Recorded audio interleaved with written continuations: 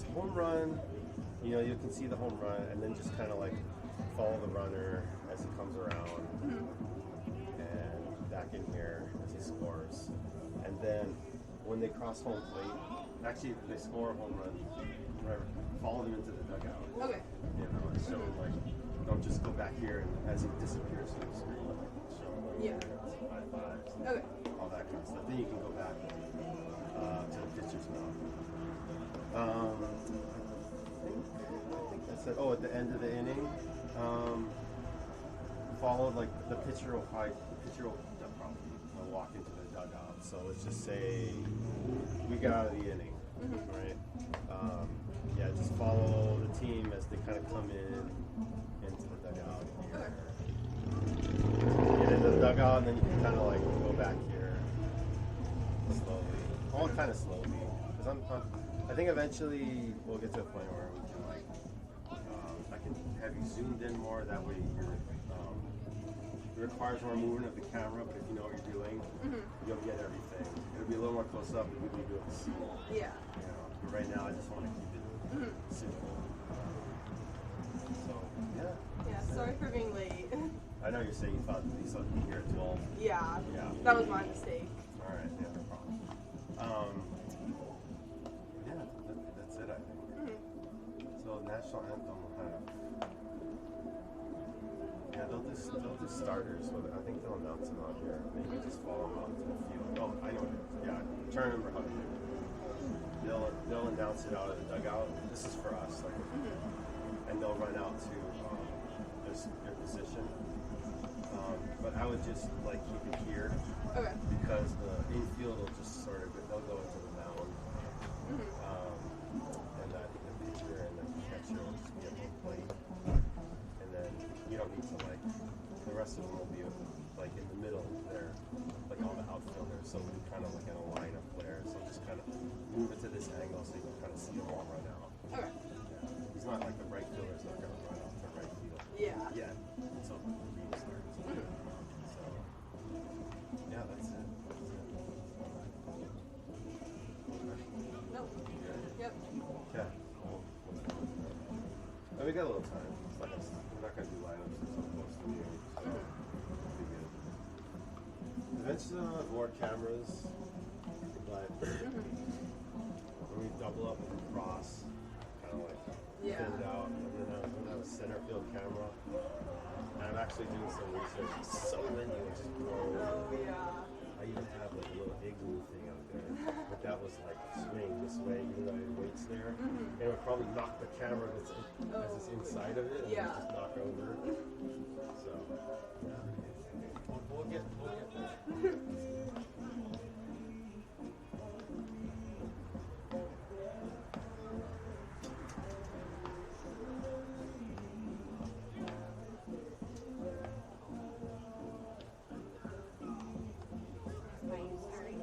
Okay.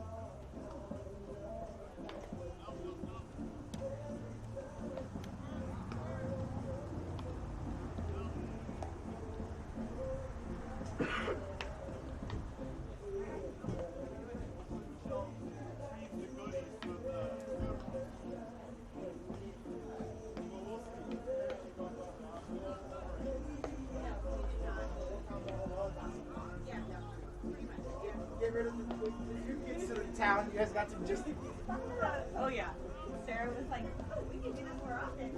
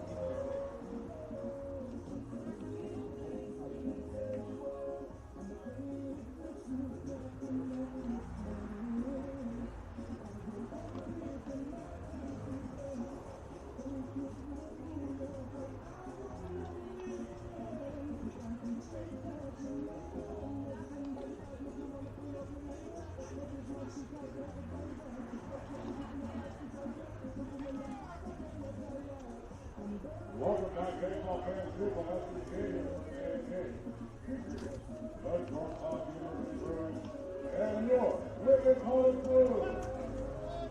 Led by the Kansas City Independent, Baldwin at 8 and 3 to the East of Lane 2. These transmissions must be located at stage for your protection. Rescues are located on the main golf course and ballpark in Carolina, in the seating area. Concessions are available at Blues Night Food Truck, featuring home plate and third base. And quickly calling, the Northwest Conference is NCAA believe that all student athletes, coaches, and spectators should practice represent the very best year and tradition of Indian athletics. We request your cooperation by supporting the participants and officials in a positive manner. Please be advised that when any of these sections have been or racial comments or other discriminatory reactions such as officials, student athletes, coaches, or team representatives will not be tolerated and are grounds for removing from the athletic competition. In addition, alcohol and non-drug cannabis products as well as official road service are not allowed in the ballpark. Thank you for your cooperation.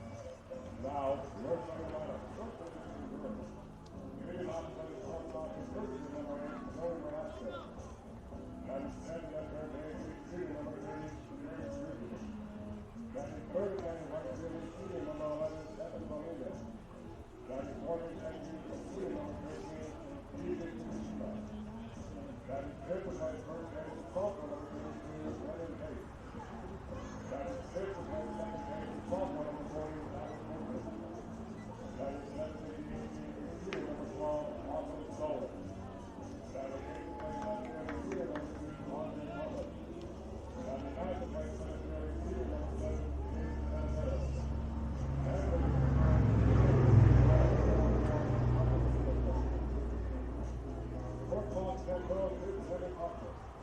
Assisted by Brandon Love, Colonel Lonnie, and Ryan Bowman.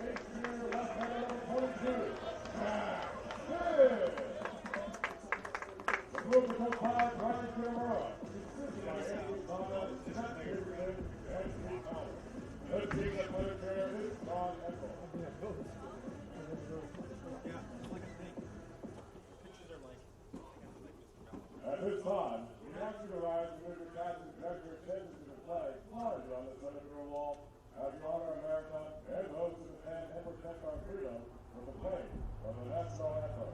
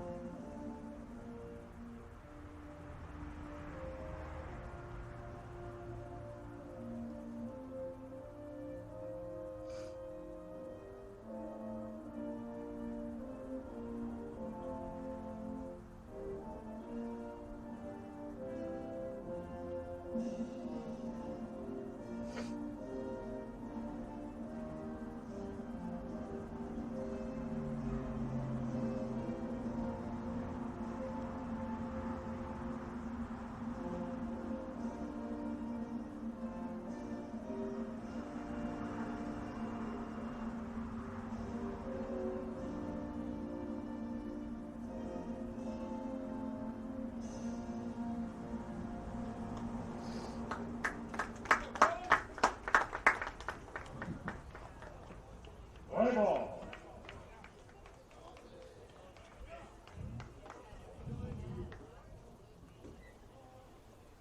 We have had a national anthem out here at Borleski Stadium, so we are just minutes away from first pitch in game number 3, an important one for the Whitman College Blues after losing a doubleheader yesterday to George Fox University. We'll look for a big day out at Borleski Stadium on a bit of a windy Sunday afternoon, or I guess late morning. It feels like afternoon because, we're almost on the verge right there, so we're just a couple minutes away. Hello and good morning officially. We'll say good afternoon here in a couple of minutes. And welcome you. Appreciate you joining us here at Borleski Stadium for the third and final game of this 3-game series, the opening series for the Whitman College Blues in Northwest Conference action between the visiting George Fox University Bruins and the Whitman College Blues. Stephen Gall here. Pleasure to join you. To my right, I've got Cody Miller. And Cody, bit of a tough day for the Blues yesterday, and it was really a tale of two games. Game number 1, we really saw an offensive flurry. There was an excitement and energy to be back home and have a chance to open at home in 2026. Unfortunately, even though the Blues scored 10 runs, it was the Bruins with 17. And then in game number 2, we saw definitely more of a pitching duel. We saw it was a 1-1 game through 5. The Bruins were able to add a couple in the 6th inning, and it really kind of set the tone the rest of the way in picking up the sweep yesterday against the Blues. You're right in that it was the tale of two games, but the common theme between both was the difference in defense and fundamentals. In Game 1, Whitman had 5 errors to George Fox, no errors, and then in Game 2, while it was more of a pitcher's duel, still Whitman 2 crucial errors where George Fox was pretty sound defensively, again, no errors. So we'll have to see if that's an improvement here today just to help out the lefty on the mound for the Blues and Jack Finn to just, avoid the mistakes that that allow innings to get away from you. So we'll see if that's a focus today, and we'll see if the lefty on the mound is able to right the ship for the Blues pitching staff. It'll be Joey Marasco, the shortstop for the Bruins, that we came away fairly impressed with yesterday and watching the effort. That'll lead it off against the Southpaw, as he mentioned. It's number 22, Jack Finn, who gets the ball in game number 3 for the Blues. Whitman going with their navy tops here today on Sunday. And Finn's first offering is a fastball that misses up. Starting right on time, 12 o'clock, first pitch. We are underway from Borleski Stadium. We appreciate you taking the time to join us here today as the Blues look to avoid being swept in their first conference series of 2026 as Finn's second pitch misses high, now 2 balls and no strikes. And we want to mention that today's game is being brought to you by Flow College, the essential destination for college conference partners in Divisions 1, 2, and 3, which packages event live streams and rich editorial content into one accessible product. As Finn goes with the curveball that's in for the first called strike of the game, 2-1. Flow College is the leader in streaming for Division II and III sports and the #1 provider of women's sports at these levels with more than 9,000 games slated for the 2025-2026 season. Finn's next offering misses downstairs and in, now 3-1. With Flow College, subscribers have the most comprehensive and personalized access to select college conferences, schools, and teams across all leading web, mobile, and connected TV applications. So Finn behind Marasco 3-1 early, gets the 3-1, pitch swung on and fouled straight back. So first hitter of the game will have a full count. Garrett Struby bats second. He'll play third base today for the Bruins after DHing in both games of the doubleheader a day ago. Evan Blingett bats third. He's playing right. BJ Tokushima in the cleanup spot. He's behind the dish today. As Finn's payoff pitch coming. Good. Breaking ball called. Strike 3. And that's certainly the sort of pitching effort that the Blues are going to want to see out of the lefty.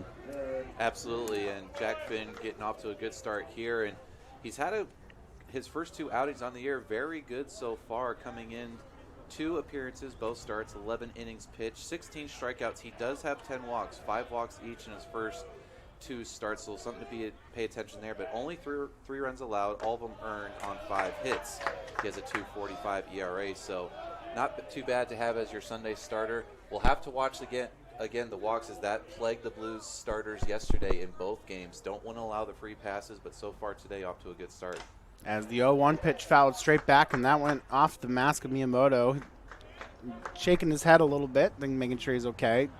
Our home plate umpire, Steve Hilgendorf's going to walk the ball back out to Finn, I think to buy a couple of seconds for Miyamoto. Steve Hilgendorf, our crew chief behind the plate today. Steve Sillers is at first base, and Shane Kelly, our third base umpire in this 3-man crew. So quickly 0-2 on Garrett Struby, who is in the field playing third base today. As Finn's 0-2 offering fouled away, so we'll do it again at 0-2. So Marasco, Struby, Blingett, Tokushima, then batting fifth, the first baseman, number 32, Brennan Bates. Adam Fulton, the second baseman, he'll bat sixth. Austin Stallwick will be the designated hitter today for the Bruins. He's in the 7th spot. Andre Butler out in left field, he'll bat 8th. And then Gabe DiBenedetto, as that one swung on and missed. So back-to-back strikeouts to open up the frame by Jack Finn, and there's quickly 2 away. So Gabe DiBenedetto, he'll bat 9th and play center field for George Fox today. Exactly the way you want to see your starter start the game, taking care of business first 2 batters. Defensively for the Blues, much of the same lineup that they ran out defensively. First pitch fastball to Evan Blingett misses upstairs, 1-0. Chris Nebrega manning left field, TJ Buehring in center, Landon Runyon in right. Around the horn in the infield, left to right, a little bit of a change. Nate Petz slides over to the hot corner as that curveball misses down and in, 2-0. Nick Tang mans shortstop, right side of the infield. Jonah Chang at second base with Halen Ott at first, and Wyatt Miyamoto, the battery mate of Jack Finn, here in game number 3. Bruins enter on a 3-game winning streak with their doubleheader win yesterday, as the count now 3-0 on Blingett. George Fox sitting overall with a 5-7 record, 3-2 in conference play. The Blues, after dropping the twin bill yesterday, fall to 3-7 and 0-2 in conference, as the fastball misses down and in. So a 4-pitch walk issued to the right fielder of the Bruins, and it'll bring up the catcher number 13, BJ Tokushima. And so that's kind of what you had mentioned, off the top, Cody, is that Finn certainly been a dynamic pitcher, has the ability to induce the swing and the miss, but also has to watch out for the walks a little bit. Has had some trouble with that in his first couple of starts, so we'll see how that plays out here today as he checks the runner and then goes home. That's back in the zone for a called strike. But our first chance to see Jack pitch live, and from the lefty, definitely seeing early on he can spin it. Definitely using a lot of movement on the pitches early. No, he's looked good so far, but yeah, you don't want to have the 2-out walk to let the inning continue, even as that one drops in over the outside corner, 0-2. You don't want those to compound into mistakes where all of a sudden there's a ball in play that might get booted and the inning continues. So really got to cut those down, trust your defense, and an opportunity to get out of it here, 0-2. Finn working first base side of the rubber. Runner going on the pitch, but swing and a miss. It doesn't matter. So all 3 outs come via the strikeout in the top of the first. The Bruins leave a man on. We'll head to the bottom half here at Borleski Stadium in Walla Walla, Washington. Plenty of baseball coming your way. Stay with us.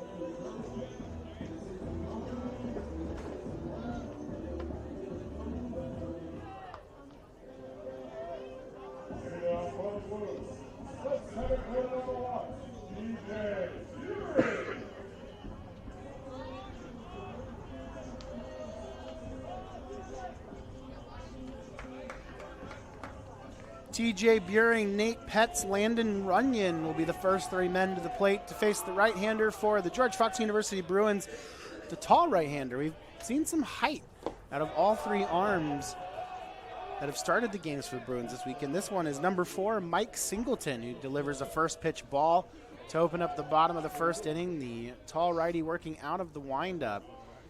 A wind and deal. The next one's a fastball over the outside half of the plate to the lefty Buring for a called strike, count even up at 1-1.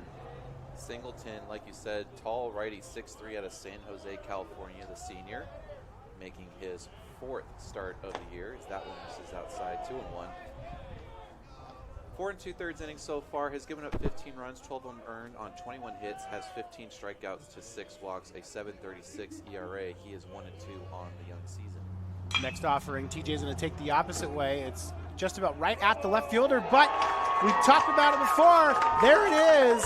The line drive clears the fence and over the wall. A solo home run to open up the scoring for the Blues. It'll be 1-0 in the bottom of the first. Oppo Taco for TJ Buring, and it's windy out here. I don't know if the wind aided that at all, but left fielder Andre Butler took a look at it and turned around, and no sooner it was over its head, that one got out of here in a hurry. And not only that, it looked like it was headed right at Butler, and then all of a sudden, I mean, and you can, for those that are watching at home and can see the American flag blowing in straightaway center field, it is blowing out to left center.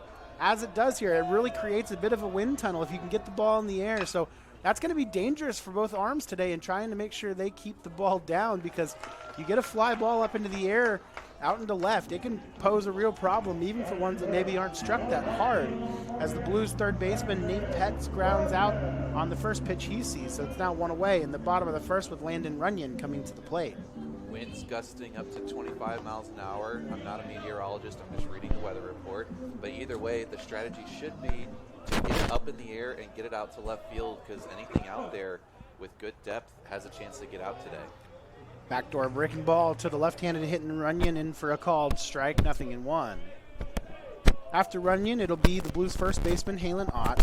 Wyatt Miyamoto batting 5th. He's behind the plate as that one's chopped foul.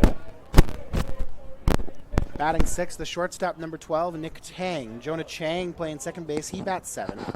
Chris Nobrega in left field. He'll bat 8th, and then Nathan Wilson, the designated hitter today for the Blues, in the 9 spot. As Singleton goes to work his 0-2 offering, fastball just a bit outside. That'll move the count now to 1-2. Defensively for the Bruins, Andre Butler out in left, Gabe DiBenedetto manning center field with Evan Belingett in right. As the next offering from Singleton is going to be turned on and foul. George Fox arms down in the bullpen, race to the ball. As the count holds it 1-2. Around the horn on the infield, left to right. Garrett Struby playing the field for the first time in the series. He mans third. Joey Marasco at short, as that's an opposite field swing, but that'll drift into foul territory into the Whitman bullpen that time. Right side of the infield for the Bruins, Adam Fulton at second, Brennan Bates at first, with BJ Takashima doing the catching for Singleton. Blues get the first one in the bottom of the first with a solo home run to lead off the inning by TJ Buehring. As that fastball misses down and away.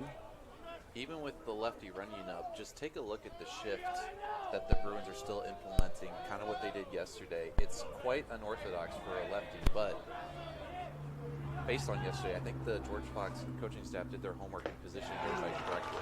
Good breaking ball, swing and a miss by Runyon. So first strikeout of the game for Singleton, and there's now 2 away with Halen Ott making his way to the plate. So you go to like the, Essentially what the shift looks like is they're giving center fielder it's not like Gabe DiBenedetto. Benedetto, thank you. They're basically giving him a head start into left center field with where they have him. Is that one check swing? He did go around 0-1 to Ott. Did you go, which, But second baseman which Adam parking Fulton lot are is you essentially playing behind the bag with the shortstop deep in the 5-6 hole with the third baseman essentially guarding the line. I think you might be on the wrong That side. one misses down. Now You need to go 1-1. to the side by the track. Just quite, and then you look at the right fielder Belingett. And, He like, is the essentially parking lot to the track is dead the same set parking in lot to right the center baseball field. So, in a pretty extreme shift in you placement on here. my- That are you one on a is bike? slipping away 2-1. Okay. Like we said, it worked fairly well as there were some hard hits Good luck. yesterday that just ended up going right at George Fox defenders. Season. So the count now 2 balls and 1 strike.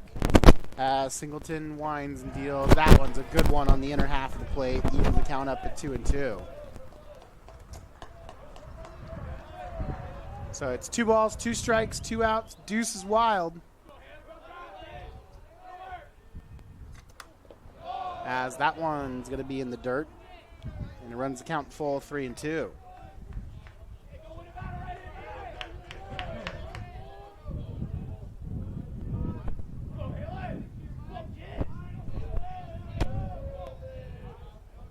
Payoff pitch. Swing and a miss by Ott on the pitch down and in. He looks a little distraught with himself on that one, but the home run from TJ Buehring gets the Blues on the board first. We are through 1 out at Borleski Stadium. 1-0, the Blues with the early lead. Transwestern Plus 310 and Walla Walla Produce Supply. Again, thank you to our tenor sponsors.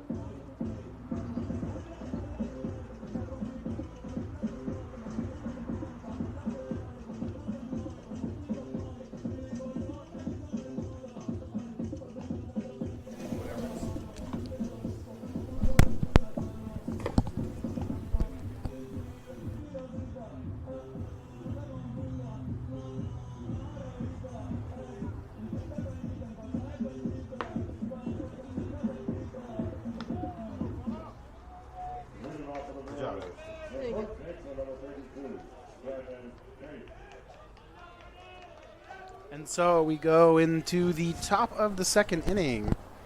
It'll be the 5, 6, and 7 hitters. Brennan Bates, Adam Fulton, and Austin Stallwick set to face Jack Finn. As the lefty works out of the stretch, delivers the first pitch up to Brennan Bates. The first baseman today from San Clemente, California, listed at 6'2", 205. Whose next offering misses for a ball, now 2-0.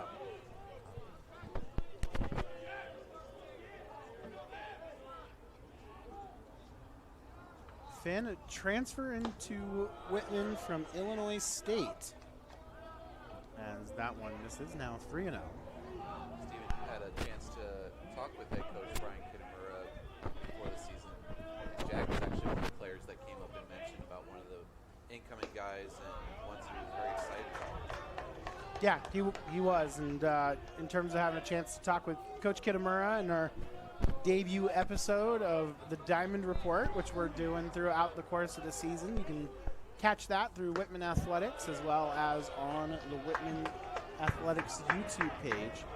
We'll be trying to interview all sorts of the coaching staff as well as a chance Cody and I to talk about series both in recap and in preview as we move along through the year. The payoff pitch, the Bates called, strike 3, got him looking. So that's now 4 punch-outs here in the early going, and I think this is the kind of stuff that certainly Coach Kittamura was hinting at prior to the start of the season, just in terms of Finn's ability. He has some of the Division I experience going to Illinois State, back now to Whitman, but certainly I think there's some high expectations from the Sunday guy here in 26. That's a hard hit ball that one hop fielded by Tang, but then his throw goes wide of the bag. That's going to allow Fulton to reach second base on the throwing error. It's a good pick by Tang at short, backhanded on the short hop, but didn't really set his feet and kind of rushed the throw, and it ended up going wide up the first baseline. So Fulton over to second. The Bruins have the tying run in scoring position. It'll bring up the designated hitter, number 12, Austin Stallwick. Back of the box against Finn, slightly open stance at the plate as the first pitch is chopped foul, about 3 feet left of the bag. And so we talked about the errors a little bit, Cody. That was certainly what did the Blues in yesterday, committing the 7 errors over the course of the 2 games. And so the early one here, putting them in a bit of predicament to open up the second inning. As Finn taking a long look back at Fulton. Now go home as that one misses down low for a ball, 1-1.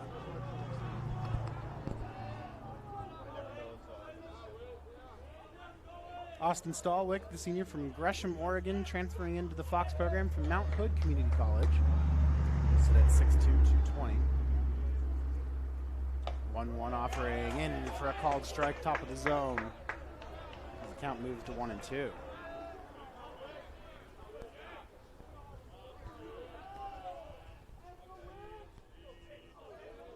1 ball, 2 strikes, 1 out.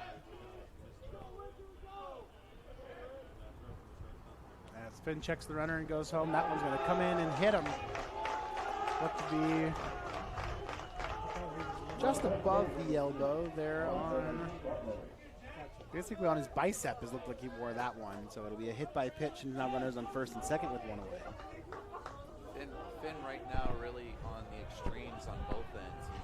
When he's on, he's been in around the zone striking guys out, but now he's surrendering a walk and a hit by pitch, and that time after being ahead 1-2 in the count. Now he delivers blown away to the 8-hitter Andre Butler for ball 1-0. Butler playing left field in the second game of the doubleheader yesterday. Back in the lineup here today, and he wrecked some havoc on the base paths too, really showing off some tremendous speed for the Bruins yesterday. Saw him go first to third on an errant pickoff throw. Saw him score a couple of runs yesterday, so definitely a guy that Finn's going to want to keep off the base paths. As the 2-0 pitch now, that's a good curveball in for a strike, 2-1. We were talking a little bit before the game about if the Bruins were going to be active on the base base cast again today, but with the lefty on the mound holding the runners a little bit better, might not be so. The 2-1 offering, that's in for a strike. Even to count up 2-2.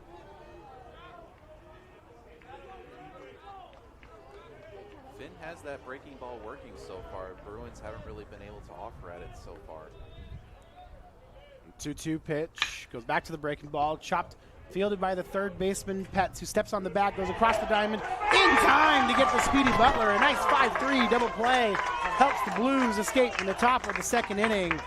And a defensive adjustment today in game number 3 for Coach Kitamura, putting Petz there at third, paying off here in the early going. We'll head to the bottom of the second. Blues with a 1-0 lead.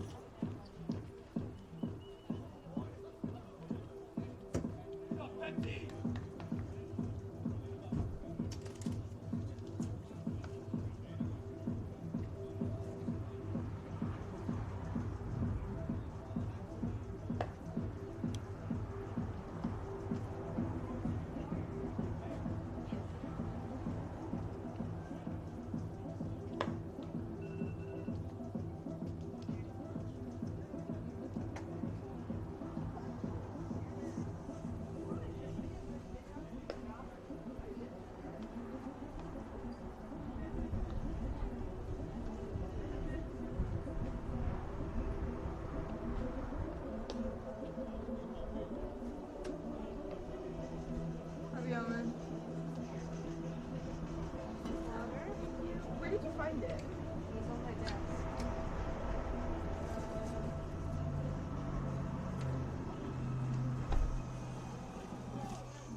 Thank you. He's dying. I completely misread the time. And it had to be here an hour earlier, so I was 20 minutes late. Bad. But I still made it. And I still stood here for like 20 minutes. The only thing is I was supposed to have set up a cameras, and it was already set up when I got here. And I feel really bad.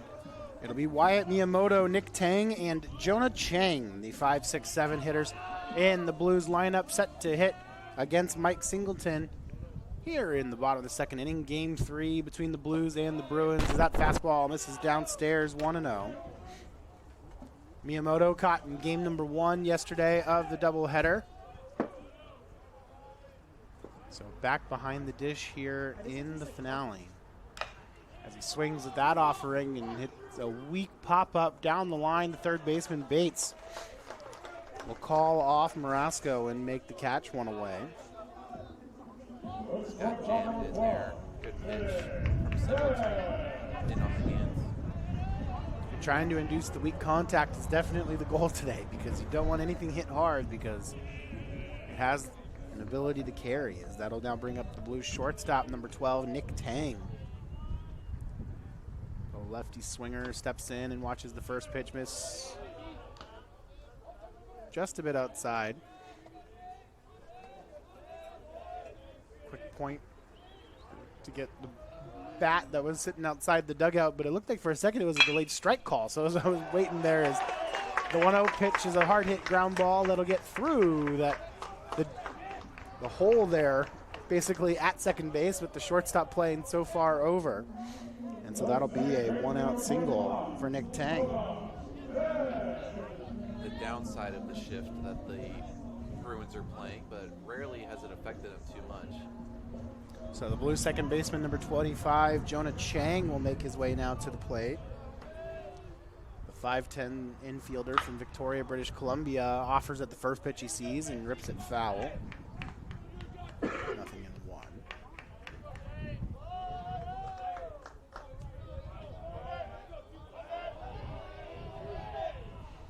Chang with a .320 batting average entering the day. Has a pick off over to first, a bit wide, but Bates able to get to it without an issue. Jonah at 8 hits and 25 at-bats, couple doubles, 2 home runs, 8 driven in, and has touched the plate 6 times.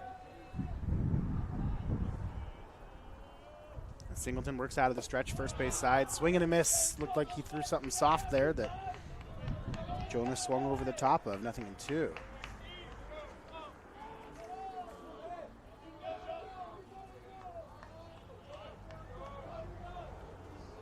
Jonah entered as a pinch hitter in game 2 as that's a called strike 3.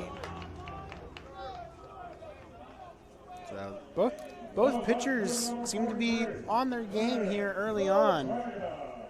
We didn't really see much in the way of either team striking out yesterday. But the pitchers kind of owning the day so far. 7 punch-outs between the two of them here in just the first 2 innings. As now the Blues left fielder Chris Nabrega steps in as that ball misses down low, almost scooted away from Tokushima, but he's able to get to it. Blues left fielder Chris Nabrega. We're number 43. I kind of like it. You don't see a lot of the 40 numbers here for us in college ball. As that one's ripped foul.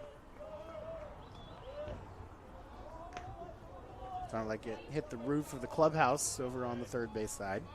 No, you're right. All the guys want the low numbers in the single digits or in the 20s, it seems like. Yeah, usually you see the 40s are left for the pitchers. Yes. So I like to see the position player wearing 43. It's kind of fun as a pickoff throw, nothing doing. Same with Sam Miskowski Lappin wearing that nice 58, you know? It's just like, yeah, I like it.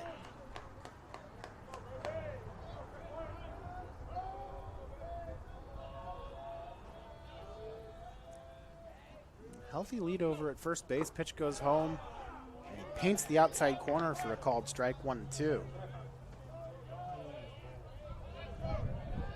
Nabrega entering the day with a 294 average, but a couple of home runs in the 5 hits so far on the year for him. He swings and misses at that one. It's in the dirt, so Miyamoto will have to throw to first. He does successfully. So the Blues are retired on KS and the 2-3 putout here in the bottom of the second. We're through 2 at Borleski Stadium. It's 1-0 Whitman with the early lead. Blue Pipe is serving candy, snacks, nachos, drinks, and more.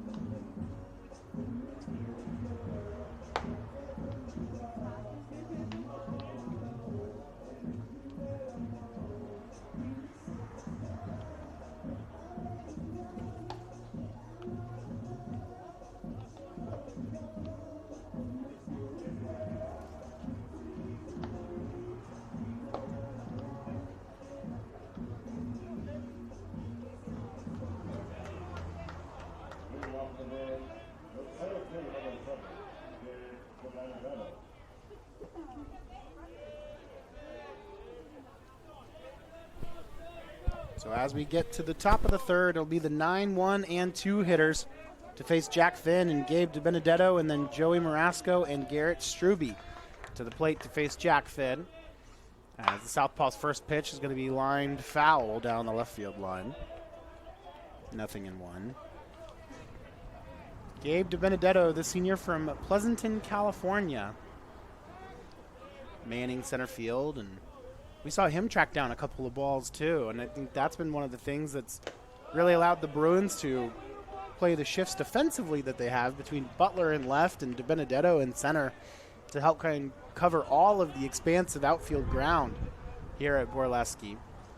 Yeah, it's about 412 to dead center, about 420 to right center field. Lots of ground to cover out there, especially for a collegiate field, as that one kept the outside corner 1 and 2. Nice pitch there from Finn. Looks like primary offering of a fastball, curveball, slider that we've seen so far. Really seen mostly just sliders and curveballs to this point. Not a lot of fastballs. Really taking the crafty lefty to a whole new level.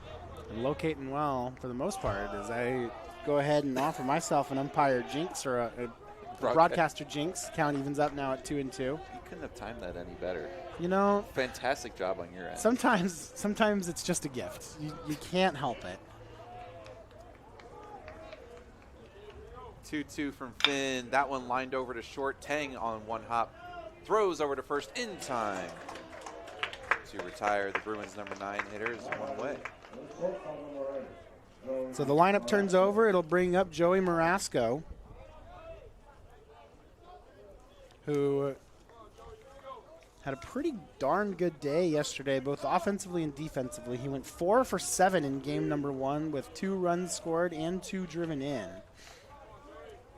Not quite as successful at the plate in game number 2, as that one's in for a strike, but by comparison, nobody had as good of a game in game 2 as game number 1. Again, the 17 runs scored by the Bruins in game 1. It was a 5-3 game in game 2 of the doubleheader. As Finn's next pitch, there's the fastball.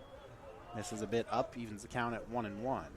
About the only critique we had was Joey looked like he was swinging outside the zone a little bit, especially on some of the higher fastballs there. Which, especially as a freshman getting used to the speed and playing at the college level, is bound to happen as he fouls that one off. Count now 1-2. But the freshman from Livermore, California, listed 5'10", 175. Freshman playing shortstop, bat, and leadoff. Certainly, I think we largely came away fairly impressed yesterday getting to watch the young man. As that one misses outside, count even now at 2-2. I think we said he didn't put a foot wrong at short yesterday at all either in both games. Yeah, lost his footing one time on that transition from the dirt to the outfield grass fielding the ball, but other than that, it's a pretty flawless game from him defensively. As the 2-2 misses just a bit upstairs. That runs the count full now, 3 balls, 2 strikes. Garrett Strube waits on deck. And a pivotal game for both teams. Bruins, with a win, could move to 4-2 in conference. The Blues looking to get on the board in conference play and avoid being swept at home as the payoff pitch misses down and in. So that'll be a 1-out walk issued by the Blues starter, Jack Finn. And now Garrett Strube, the junior from Happy Valley, Oregon, will make his way to the plate. Strube yesterday in game number 1, 2 for 5, including a 2-run home run. And then another 2 for 5 effort in game number 2. Good breaking ball, catches the outside corner for a called strike, 0-1.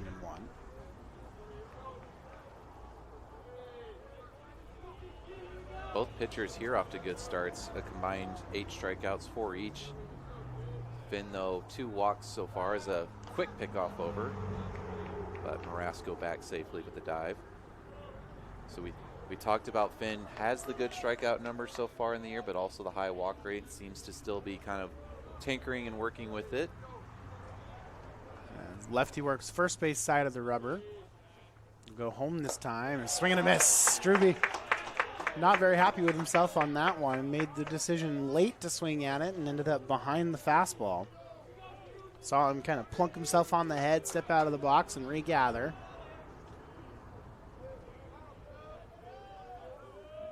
As the count's now 0-2.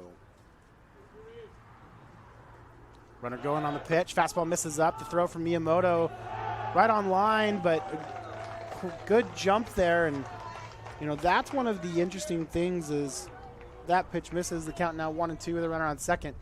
I think that steal was largely a product of the pitch clock. You saw the pitch clock was down basically at 2 seconds. So Finn, without really another choice, it allowed for Marasco to really get a good jump on it, kind of knowing he had to go home in that spot or come over. And so once he kind of knew he was going home, really got a good jump and was able to steal the base despite a good throw from Miyamoto, as that's a high fly ball out to left.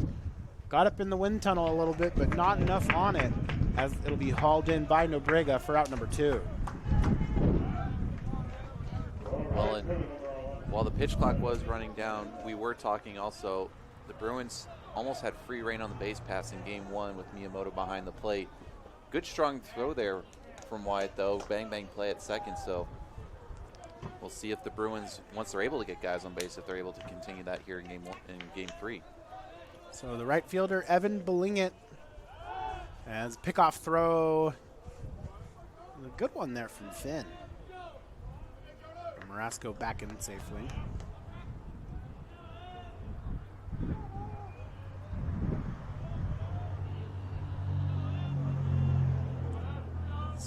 Marasco taking his lead out at second. Pitch goes home. Breaking ball misses inside. Right fielder Drew Walk his first time up.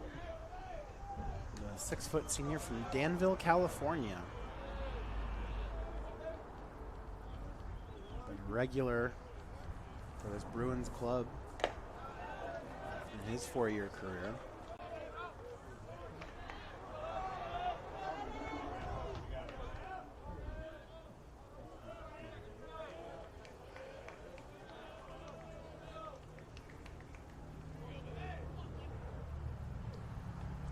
All-conference honorable mention selection a year ago was Belingit, as that one misses up and away. 3 balls, no strikes. His all-conference second team is a sophomore in 2024, and he hit .331. Hit .345 a year ago, as that's in for a called strike on the 3-0. Belingit takes a peek back. Not sure he was a huge fan of that call. We'll do it again now, 3-1.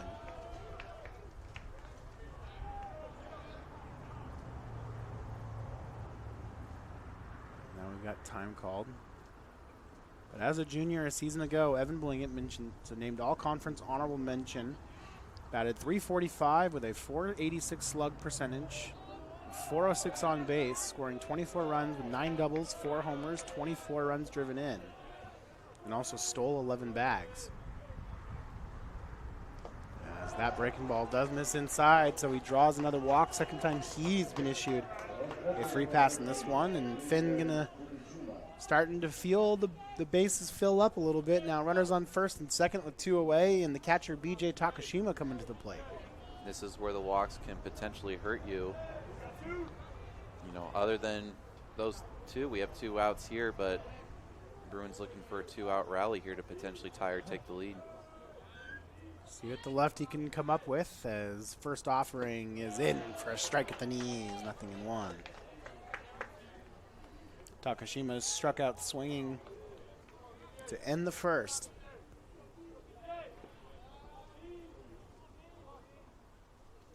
As he fouls that one off. Miyamoto taking a couple off the helmet here early on. Good spot here, Finn, up 0-2 quickly. See if we get that breaking ball for either location or for Takashima to chase. As that one's going to be fouled away, heading over towards the main concourse here at Borleski. Well, actually didn't even make it out. I think the wind kept that one in. Yeah, the wind tunnel even affecting balls heading out towards the concourse. Once we hit April, that'll probably hit the concourse. Exactly right. Or on a day where there aren't 25-mile-an-hour gusts. So it's no balls and 2 strikes. As Finn comes set, he checks on Marasco, and then throws the fastball and paints the corner. Called strike 3. So that will do it for the Bruins in the top of the third. They get a couple on, but Finn pitches his way out of it. We'll head to the bottom of the third. Whitman still holding on to the slim 1-0 lead.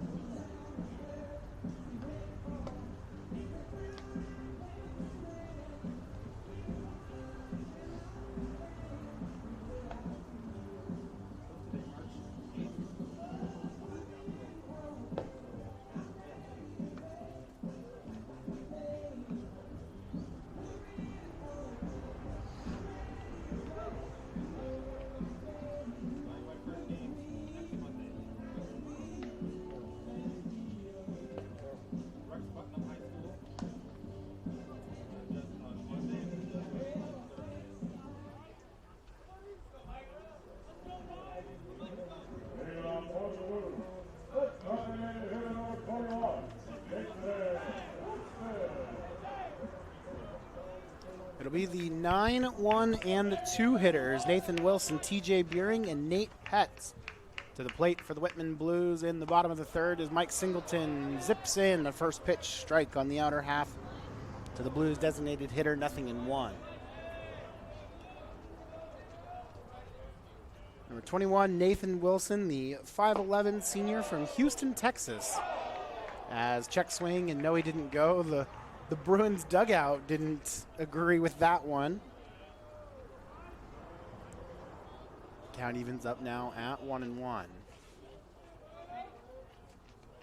As check swing is gonna Look, almost a carbon copy. dribble foul. That's the difference, is whether the ball hits the bat sometimes, you know?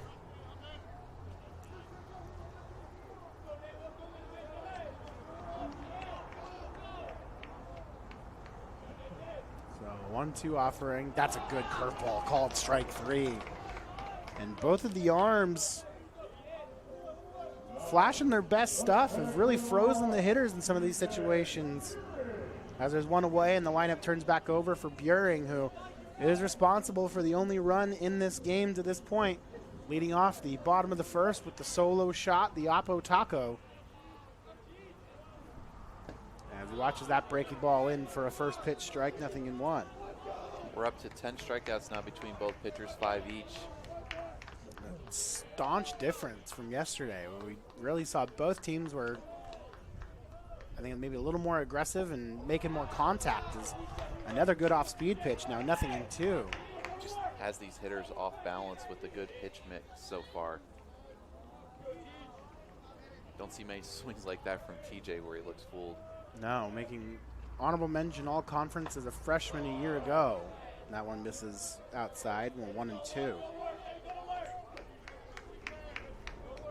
Sophomore from Seattle.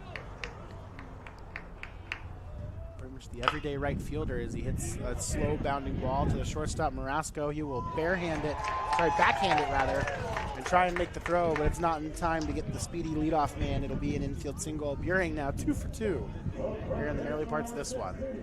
Yeah, Marasco had to go a long ways laterally to get that. Wasn't able to really charge at it. Had to throw it off his back foot, and with Buring's speed, that was going to be difficult anyway. So the infield single has the Blues looking to get started here in the third. So now it'll be Nate Petz, the Blues' third baseman, who earned himself a reputation a year ago of being the timely hitting. Could certainly do wonders to deliver for his team here. A sophomore from Sacramento watches the fastball and a call to strike on the inner half, 0-1.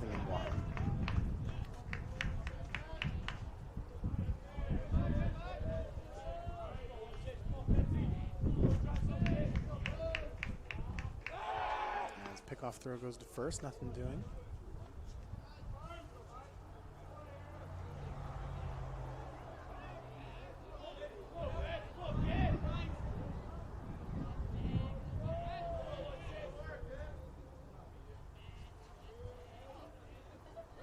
Runner going on the pitch, a little bit of a run and hit that will end up just called foul by our home plate umpire Steve Helgendorf. It looked like it had skipped over the bag in fair territory, but must have crossed a little too early.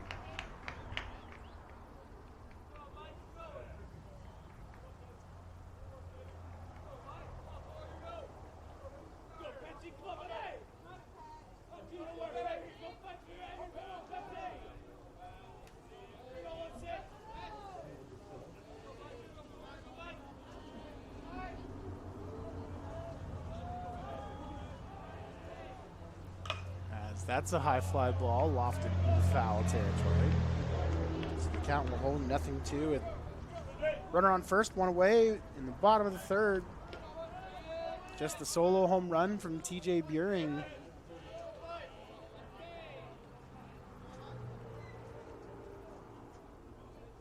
And pickoff will go back over to first to check on the aforementioned TJ.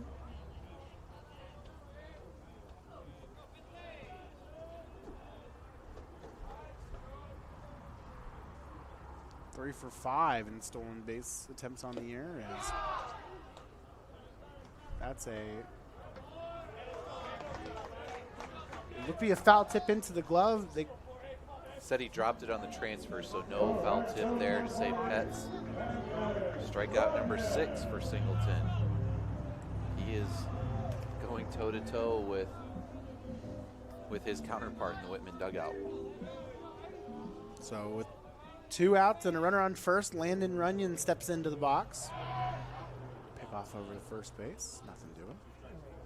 They do not want Tristan on second base. And certainly not in this part of the lineup. I don't imagine the Blues trying to run themselves into outs.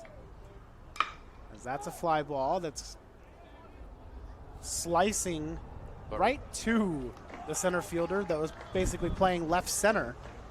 And so Runyon is retired for out number 3. The Blues leave a man on. We're through 3 out here at Borleski. And it's still just 1-0.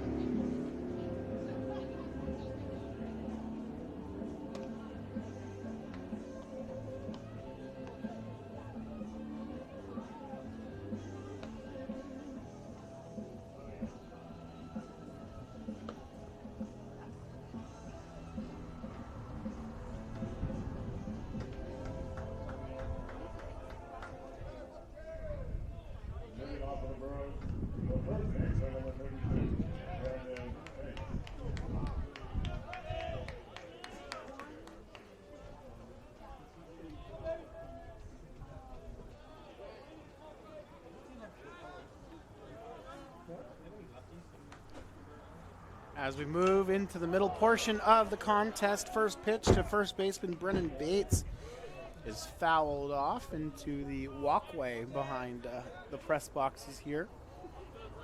As we're into the top of the 4th, Whitman clinging to a 1-0 lead, attempting to salvage one game of the 3-game set as that fastball misses up and away from Jack Finn. He evens the count up at 1-1.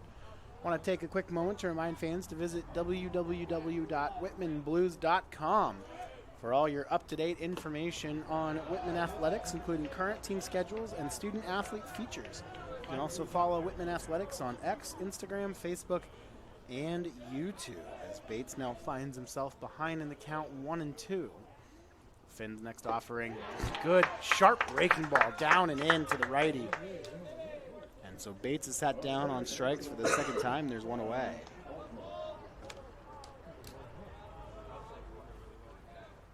I'll bring up the second baseman, number 40, Adam Fulton, who reached on an error his first time up. Austin Stallwick waits on deck. The Bruins remain hitless up to this point, as there's a first pitch strike.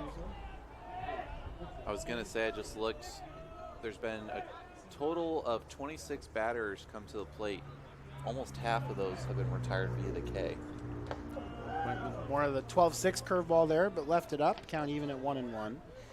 12 of the 26 hitters so far today retired via the strikeouts. I don't think we had 12 strikeouts combined between the two teams yesterday. I'll have to go back and look at the box So score. a very different game as that fastball misses just a bit in, 2-1. Bruins have had some traffic on the bases. They had 3 walks, a hit batter, and a reach on an error so far in the first 3 innings, as that one's in for a strike to even the count at 2-2. but no substantial contact to speak of yet by the Bruins offense. Is now a 2-2 offering, misses up and away, runs the count full to 3-2. And while you certainly love to have a pitcher that has the swing and miss potential that Finn does, as we're seeing some really good offerings here so far, one of the challenges that you do run into, especially with some of the walks, is that it keeps the defense maybe is not at its most alert or ready position when you kind of get into a period of not having balls put in play. So that's something you kind of monitor when you get into situations like this. But Finn has done a nice job by and large so far here, as the payoff pitch comes here in the top of the fourth, 3-2. And breaking ball fouled off. We'll do it again. So looking at both games yesterday, game 2 there was only a combined 6 strikeouts in that game, and that was the lower scoring of the two, the 5-3 game. In game 1, the 17-10, that one had a combined 16 strikeouts. And that one's going to miss up and away, so the 1-out walk issued to the second baseman, Adam Fulton, who's now been on base both times. I'll bring up the designated hitter, number 12, Austin Stolick, who was the hit batter his first time up in the second.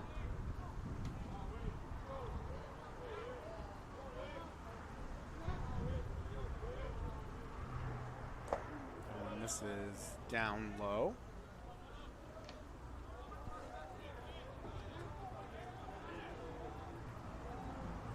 Number 12, Austin Stallwick. Posted at 6'2", 220. That one bounces up to the plate.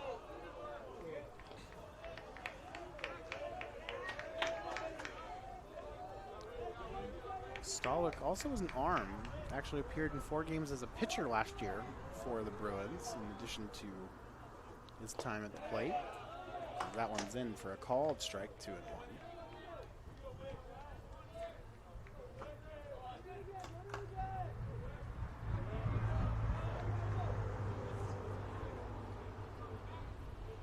Off throw that time over to first, out of the glove of Ott, but goes pretty much straight up in the air, so no opportunity for any sort of advancement for Fulton.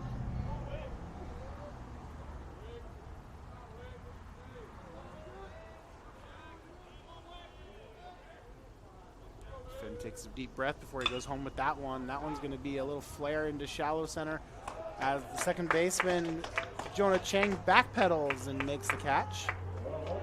And those are actually some of the dangerous ones because, again, the wind can kind of carry it. Wasn't sure if it was going to carry it over Chang's head, but Jonah does a nice job of tracking it and making the catch for out number 2. Certainly the weather conditions playing a factor offensively so far today. Just the one home run on the day, the leadoff home run in the bottom of the first by TJ Buehring for the Blues. Well, you were mentioning it before the game. You were here for BP and watching. You said the ball looked heavy. And again, don't know if that's due to weather conditions or the humidity factor, as that one is launched out in the left field, going back as Nebrega still going back, looks up, and that one's gone. So the first hit of the game for the George Fox Bruins is a line drive out of the park into left field, and George Fox takes the 2-1 lead. But yeah, to your point, Cody, I was sitting there watching George Fox take batting practice down at field level. I watched the Blues a little bit more up in the press box. And it just seemed, because again, with especially the wind, if you got the ball up, it really carried. But a lot of the guys hitting the line drives, it didn't feel like the ball was traveling too much if it was kind of lower to the ground. So just, that was my own observation. But Butler, you hit it hard enough. And speaking of hitting it hard enough, as DiBenedetto is going to go back-to-back jacks with Butler. As you get the ball up enough in the air, it doesn't matter, especially out in that wind tunnel. The ball will carry, as it's now 3-1 Bruins. It's almost like the George Fox dugout heard our conversation and took it personally. That's 2 pitches, 2 home runs. And now Wyatt Miyamoto is going to go out and have a conversation. As the lineup turns over for the shortstop number 8, Joey Marasco, is this game changed in a hurry. 2 pitches. Goes from 1-0 to a 3-1 lead for the Bruins.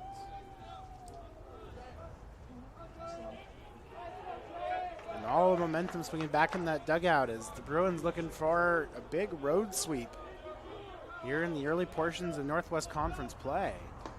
Curveball in for a called strike, 0-1. So Marasco 0 for 1, struck out in the first, walked in the third.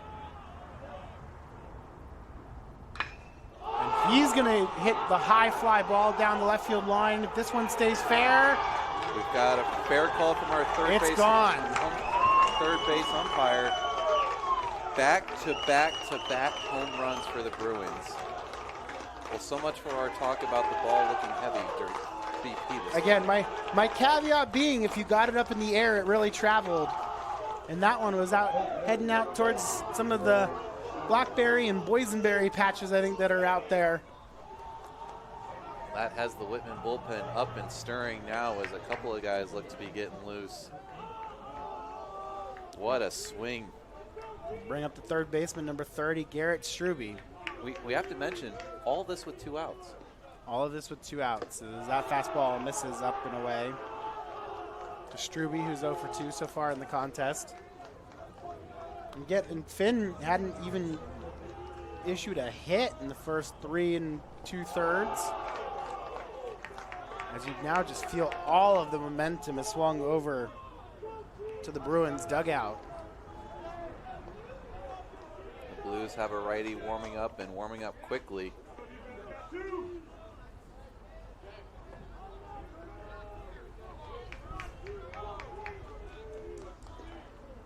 As Finn's pitch misses inside that time, now 3-0. Now you feel that maybe the young man is overthrowing a little bit.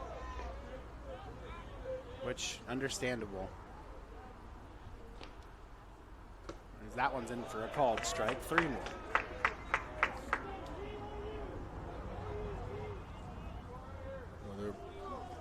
Andre Butler, Gabe DiBenedetto, and Joey Marasco going back to back to back to change this game as that one misses downstairs. And again, too, all of this with 2 outs in the top of the 4th. It's creating a real pressure point for the Blues with Evan Belingett now coming to the plate. Look at this one as being an especially critical at-bat. The all-conference right fielder taking a first pitch breaking ball for a strike. Belingett's drawn a pair of walks his first 2 times up. As Jack's next offering misses down and in.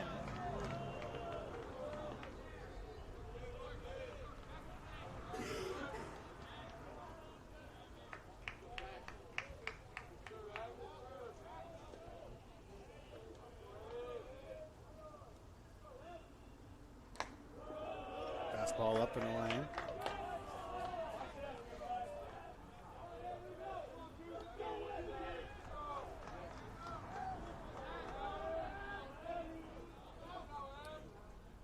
He's going to miss low as well. We've seen in all 3 plate appearances that Finn has been careful when pitching to Belingett. Hasn't really only seen 2 strikes so far in his 3 plate appearances. Is now the 3-1. He gets a strike there, hits a high fly ball. This one's more to straightaway center field. On his back pedal, Buehring fighting the wind. Makes the catch on the warning track for out number 3, but not before the damage is done. As back-to-back jacks in the top of the 4th give the Bruins a 4-1 lead.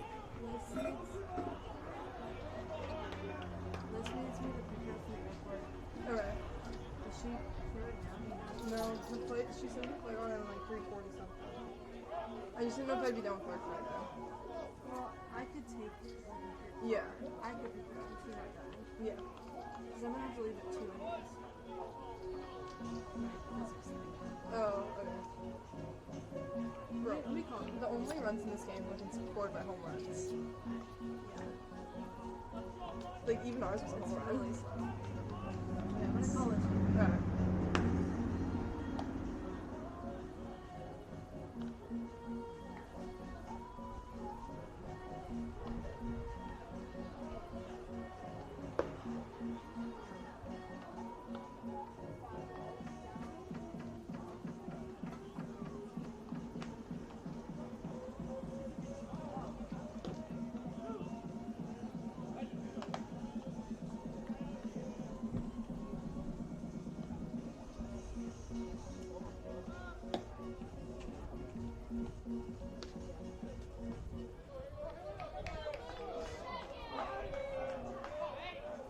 Taking off for the Blues.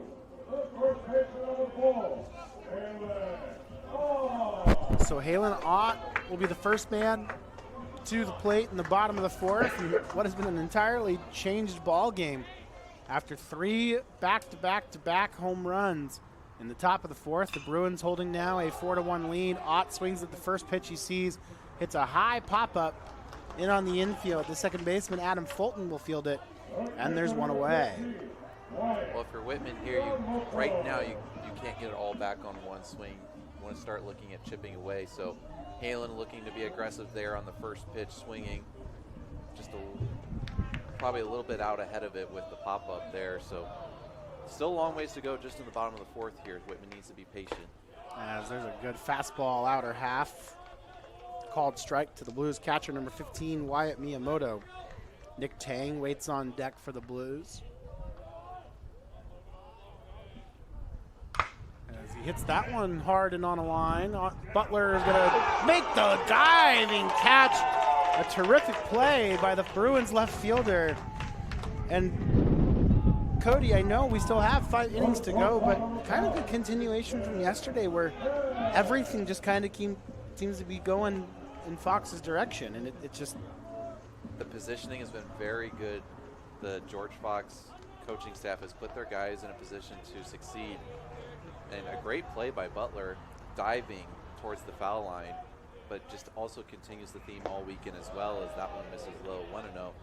Just sound, solid defense from this Bruins squad. Have yet to commit an error so far, to where Whitman now over the course of 2.5 games up to 8 errors on the weekend. And it really has been a huge difference in this series, as that's in for a called strike to Nick Tang. The Blues shortstop from Los Altos, California. Singleton rocks and deals, firing the fastball. What'd you say? Being the tall right, he's got a pretty smooth delivery. Nothing too complicated. Gets a little bit of a knee kick.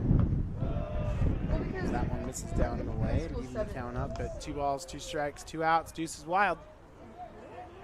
I think so. I think Blues looking for a little bit of lady luck on their side here in the bottom of the fourth. Okay. As Tang's gonna hit a ground ball to the left side of the diamond. Fielded backhanded by the second baseman Fulton on the left side of the bag and makes the throw in time for out number 3. So I was in the game. So. Tough momentum swing for the Blues as they go down 1-2-3 after giving up 4 in the top of the fourth. We're now through 4 at Borleski, and it's 4-1. Bruins out in front.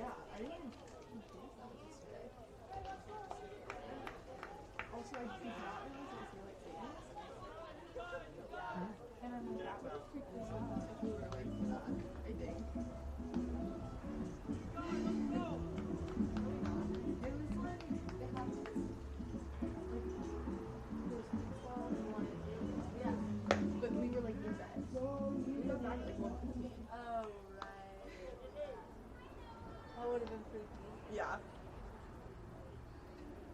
I feel like there would have been some screaming. Number 34, Blues, Ivanhoe.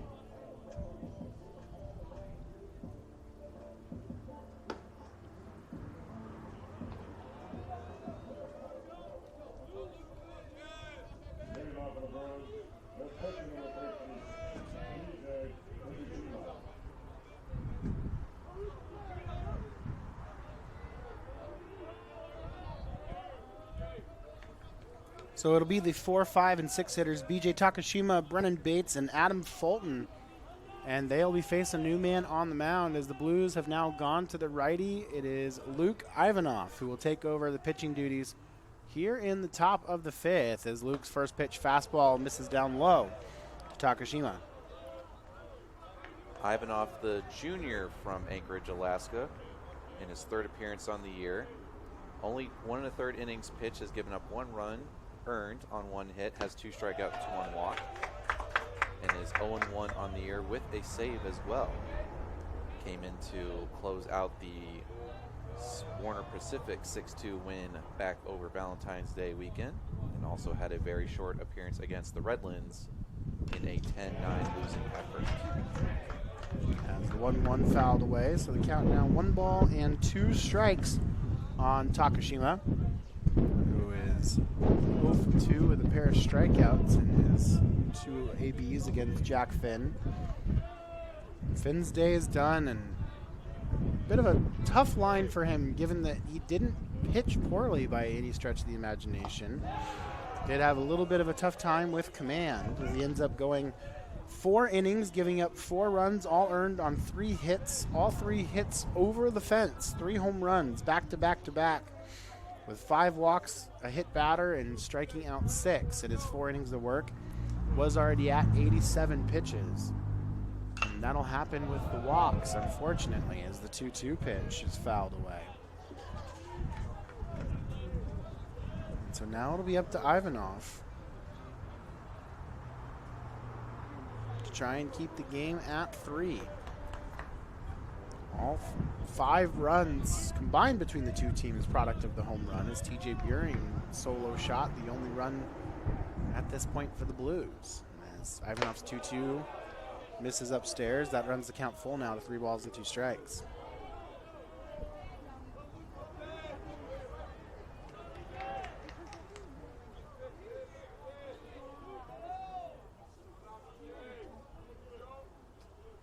Payoff pitch coming. No, sorry. There's some like And it's just a bit outside. you're desperate. So Ivanoff comes in and issues a free pass to the first man that he faces. And so it'll be a runner on first with Brennan Bates coming to the plate.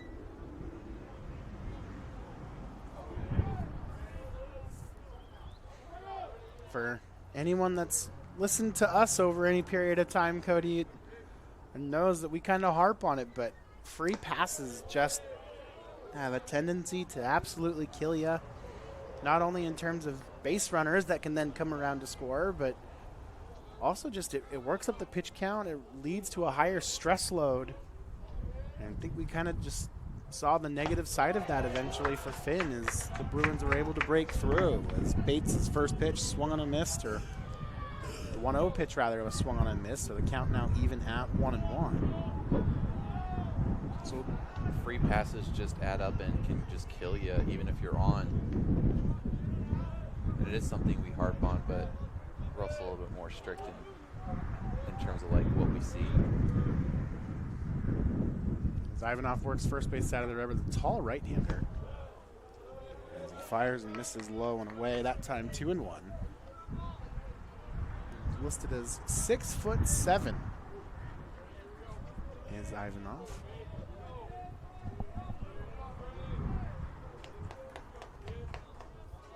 Cody does the 6'7" hand gesture here next to me because he's one of the kids. As that one misses down and away, now 3-1. And very proud of himself too.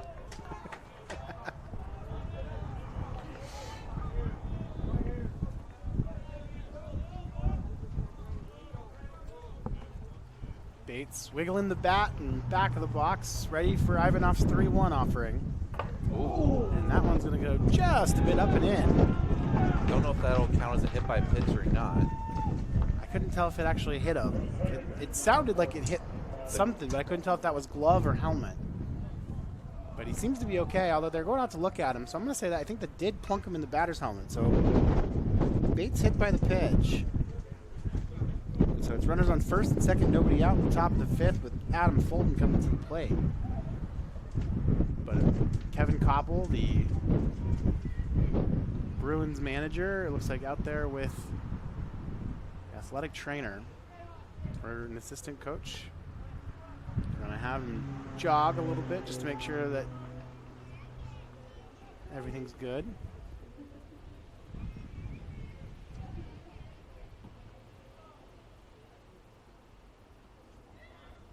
Yeah, anything up and around the head you want to make sure you're taking very seriously. So understand the long look here just to make sure that Bates is okay.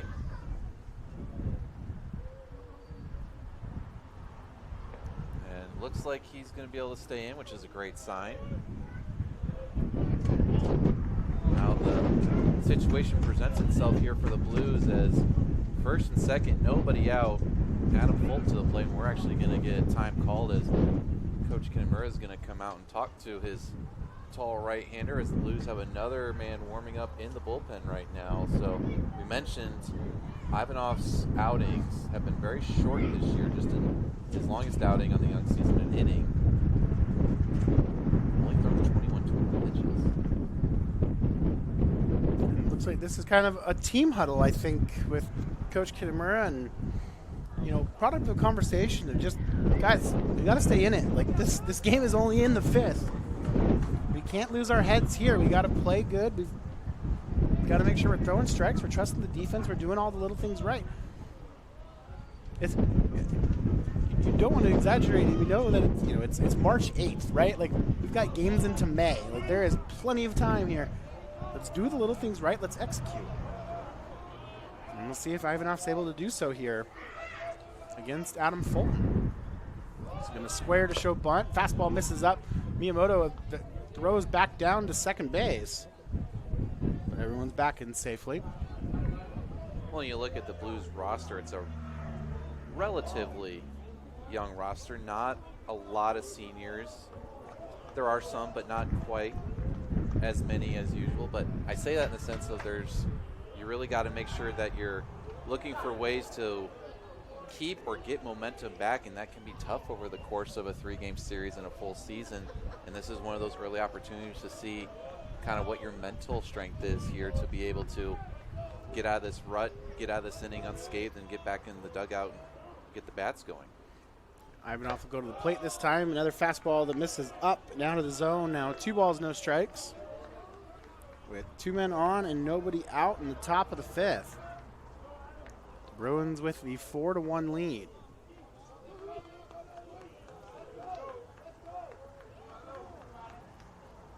As, again, he just didn't get on top of that one and let it sail. That'll be a wild pitch that lets both men move up and takes away the force opportunities. We saw Bates square to bunt earlier in the at-bat looking for that sac opportunity, but now with the count in his favor, a lot of opportunity here for that George Fox offense. Infield in. So Fulton with a 3-0 count. And he's going to watch that one all the way as Ivanov lost his hat. And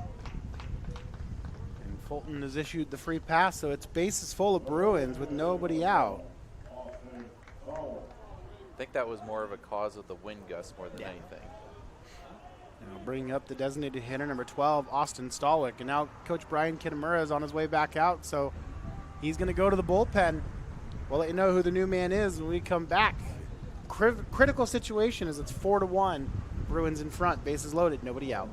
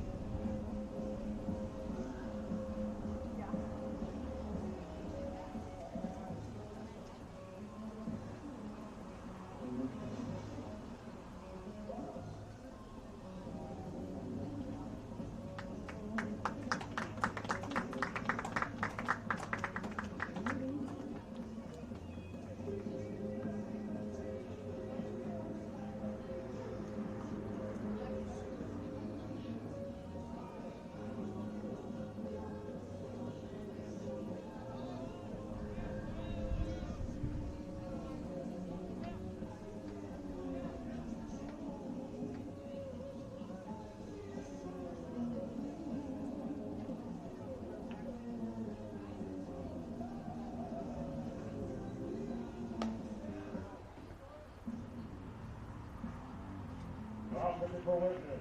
Number 9, Lauren Eggy.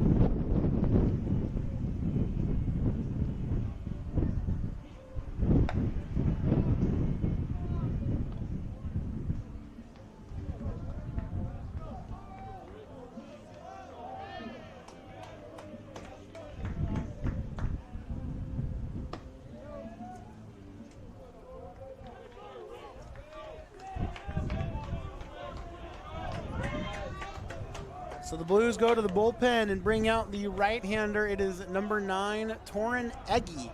That's going to take over the pitching here in a critical spot. It is bases loaded, nobody out. Top of the 5th, the Blues currently trailing by a score of 4-1 with the designated hitter number 12, Austin Stallwick, at the plate.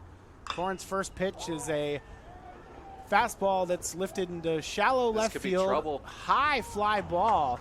And racing in to make the catch. A nice play there by Chris Nobrega to hustle in. It barely got into the outfield grass. It looked like it was going to be an infield fly off the bat, but again, that wind really carrying it out there.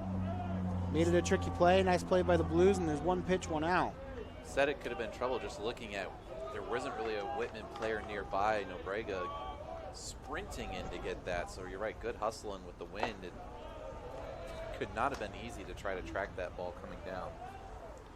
So the 6'6" right-hander Torin Eggy, the right-hander from Seattle. 1-0 pitch just off the plate. Torin in his second year with the program. He's listed as a first year. He's got 2 appearances this year, 2 1/3 innings pitched. He's given up 4 runs, all of them earned on 3 hits, 3 strikeouts, 2 walks. Batters hitting .333 against him. Brief pause as we had a little Dust Bowl moment come through. Yeah, you can see the American flag on the pole in straightaway center as that one's over the head of Butler. The flag is flapping in the wind. Let's say you can hear it all the way over here. It is at full attention as the count's now 3-0. Nowhere to put them. And over the plate for a called strike, 3-1. Luke Ivanoff, responsible for all 3 men currently on base, is unable to record now. So Eggy comes on as the 3rd pitcher of the day, and he throws that one. It's going to be called ball 4, and that'll bring in a run to make it 5-1 Bruins.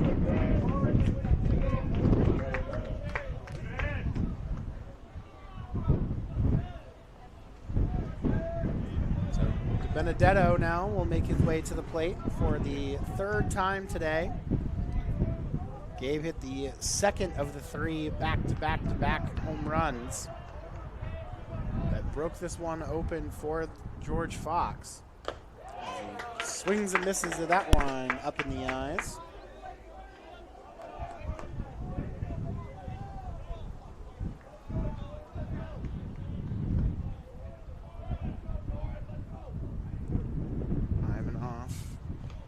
Fastball's going to miss down and away. Runner's going to crash home. The throw is not in time on the wild pitch, and that brings another one home for the Bruins.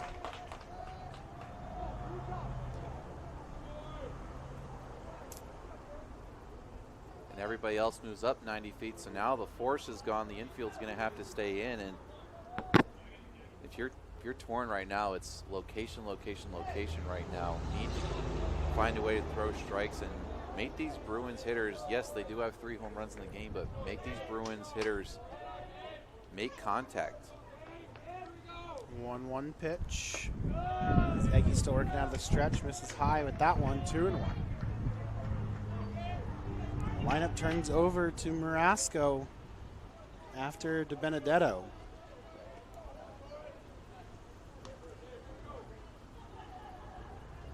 Torrens next offering. That's an off-speed pitch in for a called strike. Evens the count up now at 2-2. You do see all of the infield playing in on the grass, looking to try and cut a run off at home, prevent the deficit from growing any higher. Outfield playing fairly straight away, as that's a weak pop-up in on the infield. Miyamoto calls off Eggy, and he'll make the catch for a big out number 2.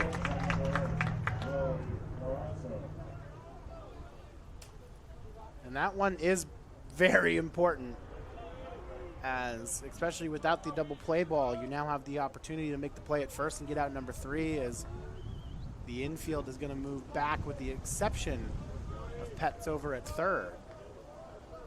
As a shortstop, Joey Marasco, 1 for 2 on the day. He's drawn a walk, hit the third of the home runs. Takes the first pitch low for ball 1.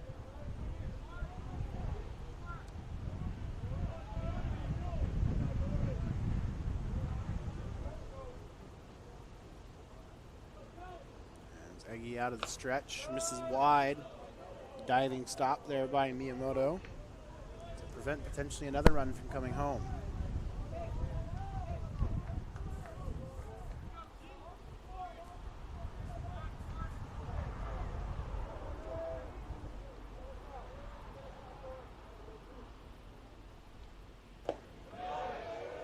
A good slider that time that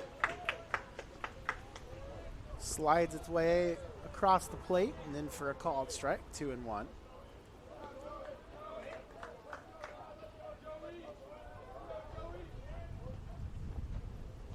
That one's going to miss in the dirt and skip away, and that'll be an easy run to come home, and it's now 7-1 in favor of George Fox. Another wild pitch. Also allows for Butler to move third, so all 3 of the runners that were on base inherited by Iggy from Ivanov score, so Luke officially gives up 3 earned. As that one's fouled straight back and runs the count full now to 3-2.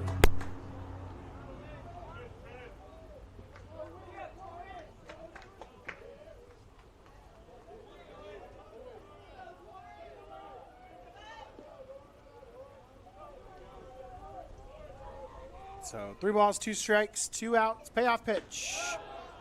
And the fastball misses low, so Marasco draws the walk, and it'll be men on the corners now with 2 away. And Garrett Struby coming to the plate. Going to get another mound visit here as another arm warming up in that Whitman bullpen. And Coach Kitamura is going to go get him. So we'll have another man in to face Struby here in the top of the 5th. We'll let you know who it is when we come back.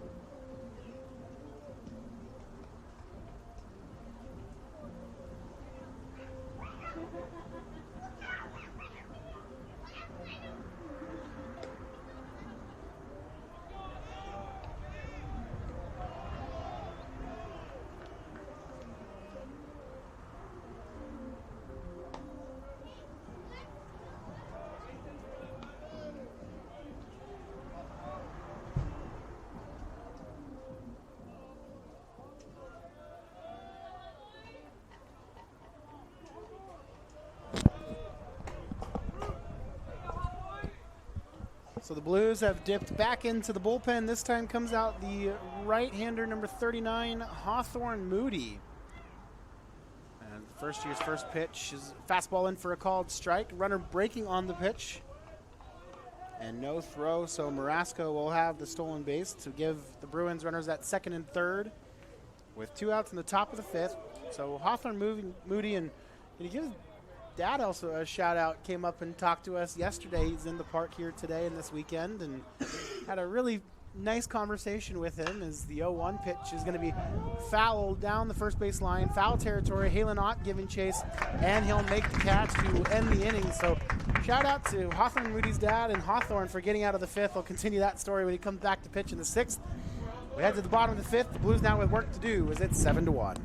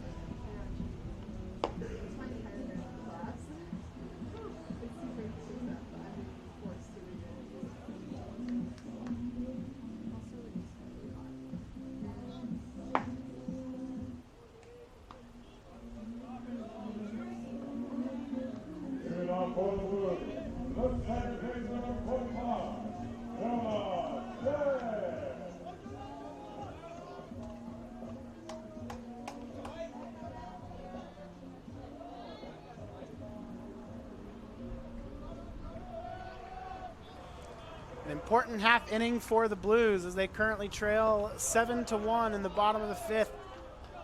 The Bruins with 4 in the 4th, 3 in the 5th, and Whitman with the 7, 8, 9 hitters coming to the plate. Jonah Chang will be the first to do it against the right-hander Mike Singleton, who spent a decent amount of time in the dugout here in the last couple of innings, as the count now even 1-1 on Chang. Because after that 4th inning, in the bottom of the 4th, the Blues went down 1-2-3. Singleton has retired the last 5 hitters he's faced as Chang turned on that one, but just a bit out in front, so it's a long foul ball. It'll be Chang, then Chris Nobrega, and Nathan Wilson. 3 hitters set to face Singleton. The 5th is a bit of a rough one there for Whitman defensively, as they use 3 pitchers. Hawthorne Moody comes on and gets the last out in the top of the 5th, and now Chang trying to get something going for the Blues. The count now 2-2. Singleton working out of the wind-up, winds and deals, misses outside. And the count runs full, 3 balls, 2 strikes. The Blues will be back at home in action next weekend at Borleski Stadium for 4 games against the University of Puget Sound. As the Loggers make the trip over the mountains, that's a high fly ball that drifts back towards second base. The second baseman, Adam Fulton, drifts with it and makes the catch for out number 1. So Nobrega, who struck out swinging his first time up, will make his second trip to the plate. The Loggers playing down in California at Kowloon today.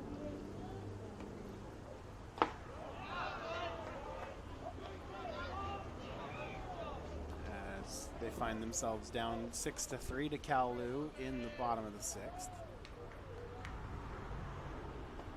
The 0-1 missing low. 1 ball and 1 strike. The wind gusts getting stronger and stronger out here. Seen it kick up the dirt multiple times in between innings. Nobrega tries to flare that one the opposite way, but it'll be foul. 1-2.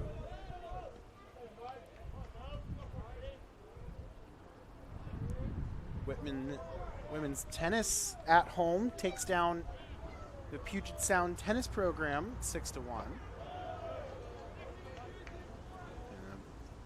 Big lacrosse contest today for the Blues as they take on the same George Fox University Bruins over at Hainer Field, just down the way. As that one's fouled off. So the count stays at 1-2. And I mentioned it's currently 4-4 at the end of the first between the Blues and the Bruins. George Fox lacrosse has never lost to a conference opponent since they began playing lacrosse in the Northwest Conference about a decade ago. So it's a big one to try and be the first to take down the Bruins. Can you repeat that if I heard you correctly? You did hear me correctly, as Nebrega is down on strikes for the second time. There's 2 away, and Nathan Wilson coming to the plate. George Fox University women's lacrosse program, since they started playing lacrosse in the Northwest Conference about a decade ago, has never lost to a conference opponent. That is insane to think about. It's a tremendous program that's done an excellent job. How many? I'm purely asking. How many games in a season, conference play-wise, do they play? That's a mixed number, as that one's in for a called strike to count even 1-1, because when the conference first began to sponsor lacrosse, there were 6 programs that were playing it. We are now up to all 9 playing lacrosse. The most recent ones is Wilson drops the bunt down. It's going to be barehanded by the third baseman Struby, who makes a nice play and fields it. So the Blues go down 1-2-3 in the bottom of the 5th. We'll keep it here, though, Cody. We'll have this conversation really quickly here about women's lacrosse in the Northwest Conference as we go between the breaks. So George Fox, shout out to Bruins lacrosse, because they did have a tremendous reputation in terms of what they're doing for lacrosse out here in the Pacific Northwest. But so we had most recently Pacific Lutheran and Lewis and Clark just in the last couple of years that actually started playing lacrosse. So prior to that, it was mostly a 6-team conference, was then a 7-team conference, then an 8, then a 9. And so, but yeah, so they were playing a double round robin when you had 5 other opponents to get like 10 conference games in total. They're now to what they have 9 or 8 counting games rather. So you play everybody in the conference once, that's the counter, but they're playing a 1.5 round robin schedule. So you're playing an additional 3 or 4 conference games, but they don't count as conference games. So that's actually what this one is. So the conference game that will count against George Fox will actually happen in Newburgh for the Blues. But they're getting them as part of the 1.5 times through the conference. They're getting them here for as well as the game yesterday against Willamette. Is not a counting game in terms of conference standings, but against the conference opponent. It's still just crazy to think. When you said it, that's why I had to repeat it. But close to or over a decade of playing conference opponents, and they have not lost one singular one. Not to a conference opponent, no. That is a very impressive. Shout out to the George Fox women's lacrosse program. Yeah, so they're in a real tight one here, and they're about to start the second quarter over on James Hainer Field just down the road, but it's 4-4 in the early one. And just underway as we are now transitioning back to baseball here in the top of the 6th. But first, we also want to provide our many thanks to the W Club for its support of Whitman student athletes and athletic programs, such as the installation of turf at Hainer Field a few years ago alongside the building of the Edward Moore Clubhouse. As the first pitch from Hawthorne Moody is going to be in for a called strike to Evan Bellingett, 0-1. But the W Club exists to enhance excellence in varsity athletics and the student-athlete experience, as well as help fund assistant coaches, international travel, and operating expenses. You can head over to whitmanblues.com to make a donation or become a member. As that one's going to be shot back at the middle, backhanded by the Blues second baseman Jonah Chang, who tries to make the crazy play and almost completes it, but the throw a little errant. And so it ended up being an infield single for Bellingett to kick off the top of the 6th. Yeah, that was going to be a tough play either way. Good job by Jonah to get to that one, but even if he was able to set and throw, Bellingett was busting it down the line. I don't know if he would have had a play there. So an infield single to start. So that's going to bring up the catcher number 13, BJ Takashima, as Moody, the first year, works out of the stretch. And you mentioned it, too, when we were watching his warm-ups last inning, Cody, and it has a little bit of a sidewind delivery from Moody, but there have been a couple of pitches that he's come a little more at the 3/4 too, so kind of a moving arm slot. And that one's in for a called strike, 1-1. For Hawthorne, this is his first year, but already his third appearance on the young season. Coming in, 5 innings pitched, has given up just 1 run earned on 5 hits, 3 walks, 3 strikeouts. Has given up 2 triples on the young season, funny enough, a 1.80 ERA. Is that one a check swing foul off the bat? Probably right off the knob there of the bat. So 1-2, but to kind of pick up where we left off after the last half inning, had a chance to meet Hawthorne's dad in between games yesterday and got to talk with him. And you two had something in common there with your past working experience in baseball with the Boise Hawks. Yeah, we did. Come to find out that they were minority owners in the Hawks' old ownership group, as that's a high pop-up in on the infield. Catch made by Jonah Chang to retire Takashima for out number 1. It'll bring up the first baseman with 32, Brennan Bates. But so you saw his dad walking by kind of back and forth a couple times and saw an old Boise Hawks logo that when I was working in Boise, we weren't using very much. Like, oh, that's an older jacket that he's got. It's kind of cool. As runners going on the first pitch, the throw is... So the throw was a good one. Looked to be right on time. Pitch called strike. But seemingly the tag not applied in time. So a safe call by Steve Sillers. Or I should say, rather, that was by Shane Kelly. Was our umpire there. So a stolen base. Pulling it now at second. Again, pitch called a strike, so the count 0-1. But so he was wearing an old jacket, Boise Hawks jacket, that I recognized the logo. And so he came up and talked to us between games as the pop-up, nearly an outstanding dive. He laid out for it, did Miyamoto, but not quite able to come up with it, as the count will be now 0-2 on Brennan Bates. He's struck out twice and then hit by a pitch and scored in the 5th. But so we just had a good chance to just exchange stories and kind of talk about times in Boise and some overlap and some folks that we know. Was pretty fun to do. And he actually was saying that it was Bill Buckner's old jacket back from the days when Bill Buckner was coaching in Boise in the minor leagues as a Chicago Cubs affiliate.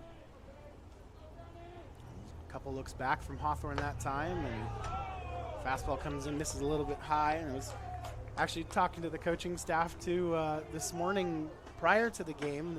So they had a chance to meet Hawthorne's dad, and Hawthorne, just both Coach Fowler as well as Coach Kitamura, just talking about just wonderful family, absolutely just sweet people. So that was my experience as well. So shout out to the Moody family. I'm definitely rooting for Hawthorne here. As the count now 1 ball and 2 strikes in the 7-1 contest. Swing and a miss. That time by Bates. So the first baseman will be retired. First strikeout for Moody. And there's 2 away in the top of the 6th.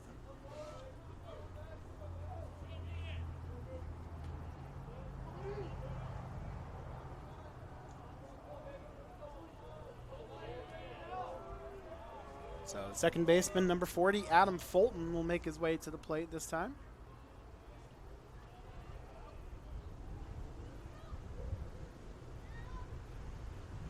Moody takes a couple looks back before going home and just misses with that one. And Hawthorne listed 6'2", 180 with just a first year from Seattle.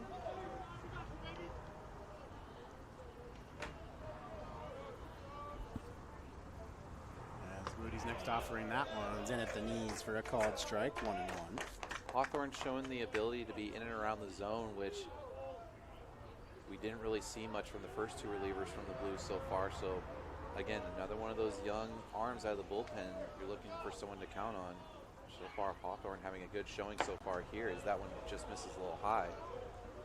But again, trying to piece together that bullpen. A lot of veteran arms left after last season, so trying to see what you have here, who you can count on, who's the first, second, or third guy coming out after the starters. And especially at this point in the season, roles are up for grabs. So if you perform well, you're going to earn that trust. As that one sliced foul by Adam Fulton, the second baseman for the Bruins, sophomore from Eagle, Idaho.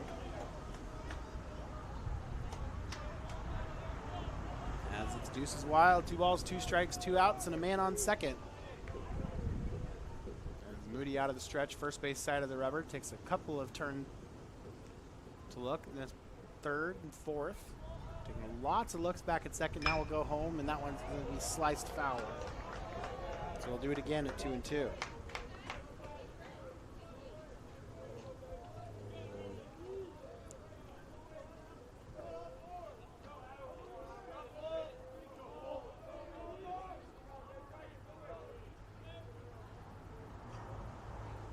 Moody goes home again, and another foul pitch.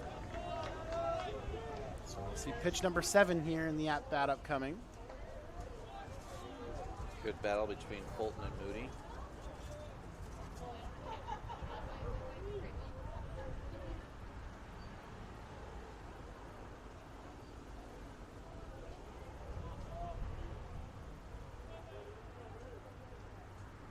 As Moody comes set.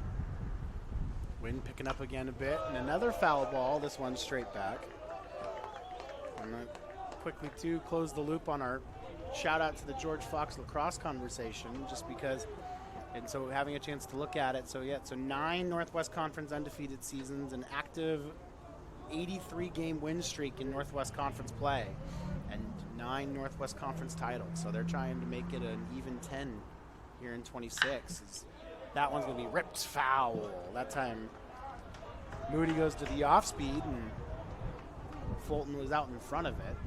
We'll go back to the women's lacrosse. I don't care how many conference opponents you have, how many teams are eligible to play. 83 wins in a row in any fashion is impressive.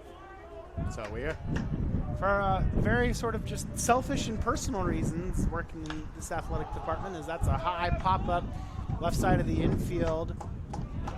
Nick calls off Nate and makes the catch for out number 3. So a good inning there from Hawthorne Moody. But so we're paying close attention to lacrosse here and watching the game trackers, as we're also live here on Flow College calling a baseball game. We head to the bottom of the 6th. It's 7-1. Bruins in front.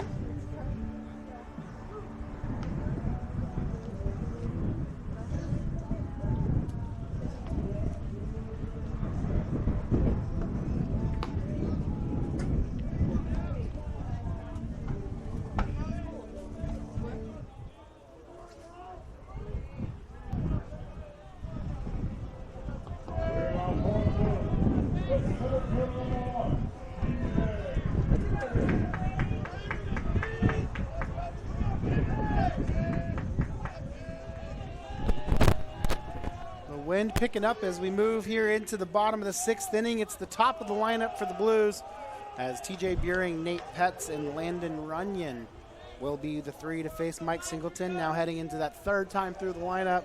Whitman looking to see if maybe they've figured something out from Singleton the first 2 times through that they can use here. Fastball misses. 2-0 now on TJ.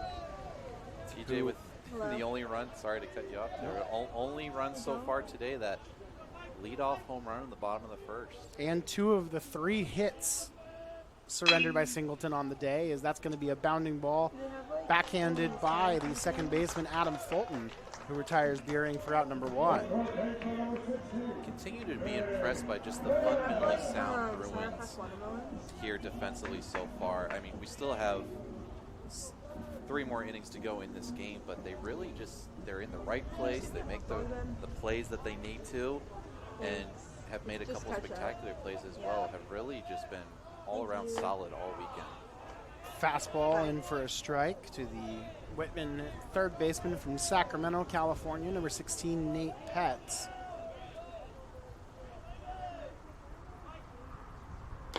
As that one just a bit inside, 1-1.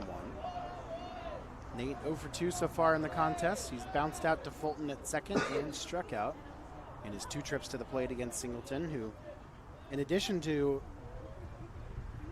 really been cruising, as that's a slow bounding ball that's going to be fielded by Fulton just in front of the bag at second, and he completes the play. So a pair of ground outs now for Blues hitters here in the bottom of the 6th as Landon Runyon makes his way to the plate.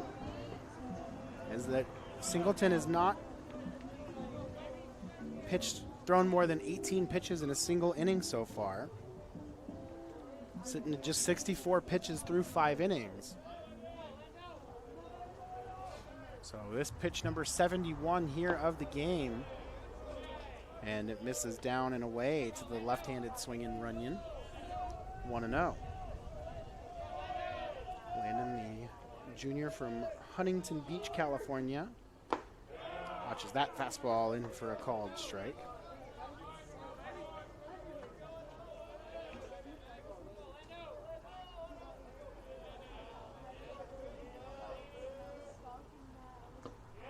That one swung on and missed.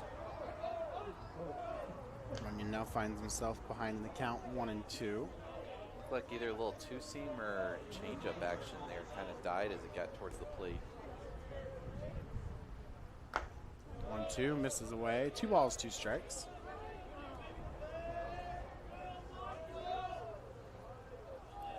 Runyon initially out of high school, committing to go and play at the University of San Diego.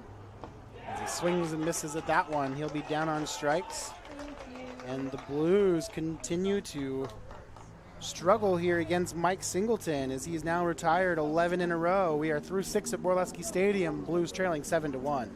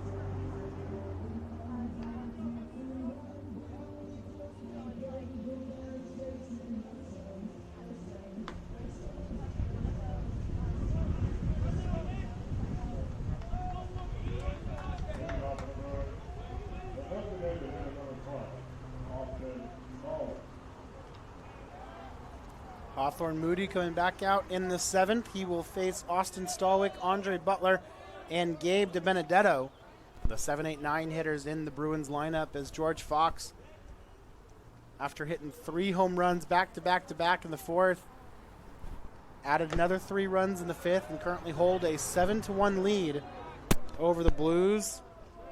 The Bruins looking to bust out the brooms here on getaway day. Whitman trying to avoid a sweep at the hands of their conference foe. Is that going to be a chopped hits? Looked at the lip of the grass, took a high bounce to slow it down, fielded nicely by the Blues shortstop Nick Tang, who makes a good throw in time for out number 1. You're right. It kind of had a weird coming out of the batter's box there. I think it just hit the lip where the grass starts near home plate. But a good job by Tang to retire Stallwick. So now the left fielder, number 2, Andre Butler, who started the home run party in chasing Jack Finn from this game, as that one's fouled away. He hit the first of the 3. It was a 2-run shot in the top of the 4th. It was a line drive that got out of the park in a hurry. So see how Hawthorne Moody handles him, as that one misses a bit low. Now 1 ball and 1 strike.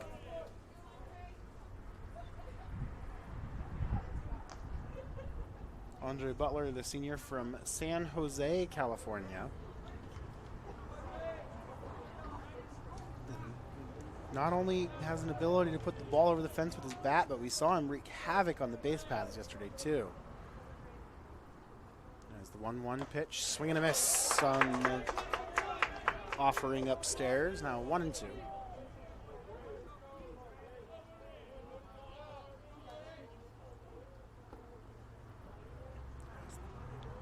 Blues looking to keep it here and try and give their offense a chance in the bottom half of these innings, as that one misses down. 2 balls, 2 strikes.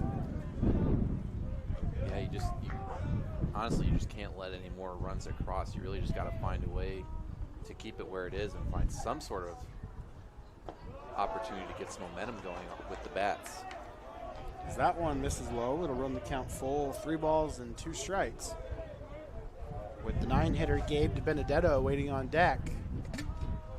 So Moody takes a deep breath and comes set. Payoff pitch. Called. Strike 3. Butler thought he was heading down to first. Instead, he'll head back to the dugout as the backward strikeout goes into the scorecard. There's 2 away at the top of the 7th. 5 in a row set down by Moody, and Blues might have something here with the first-year right-hander. As Gabe DiBenedetto steps into the box right as the wind picks up again, blowing right to left on your screen, as that one's in for a called strike. Just seen the pants of both the catcher and the home plate umpire just ripping it away.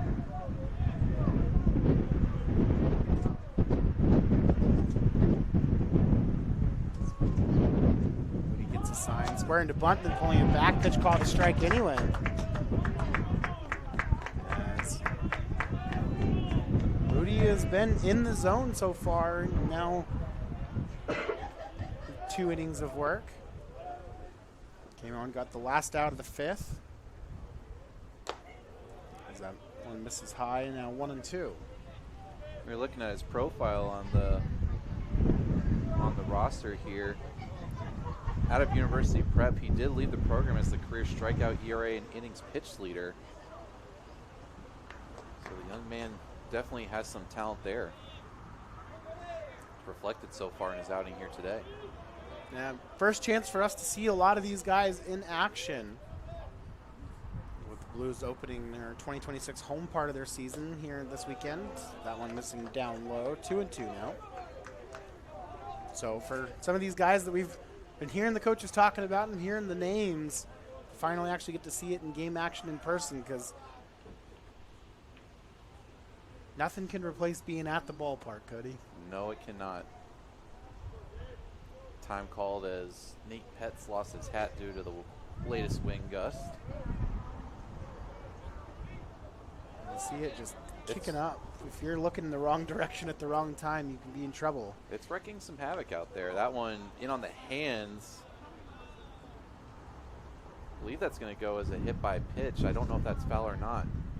And then It will. They're going to say he did not go around. First base umpire Steve Stiller saying that. So now it's more of, are the fingers in the hand okay on DiBenedetto? Dubinetto, excuse me.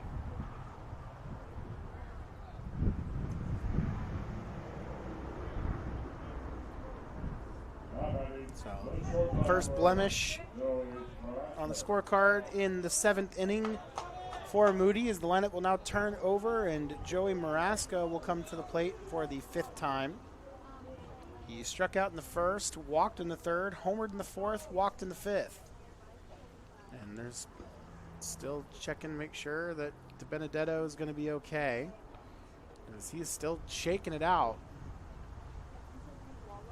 as he puts on his oven mitt, as my wife likes to call the sliding gloves that hitters now wear when they get to the base paths. I mean, to be fair, it's a very accurate description. It very much is.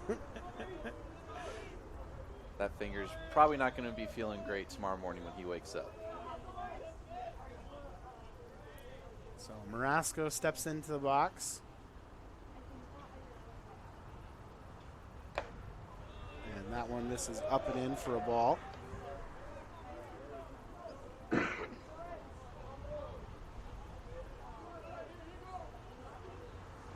freshman from Livermore, California, facing the freshman from Seattle.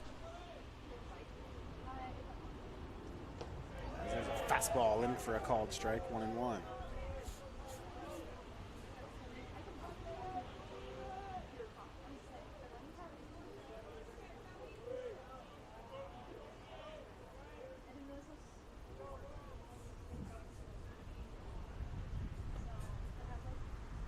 Hawthorne working out of the stretch, first base side, goes home and continues to pound the outside corner. Changing the arm slot, too, can throw these Bruins off, hitters off a little bit, too. Like we said, it's a somewhat sidearm, but also 3/4 and sometimes even directly over the top. So changing the release point. That's going to be a slow chopper left side of the infield coming across and making a good throw. Nate Petz playing a fine third base today as he gets the Blues out of the top of the seventh. So it is stretch time at Borleski Stadium. It is 7-1. The Bruins out in front. The Blues with some work to do.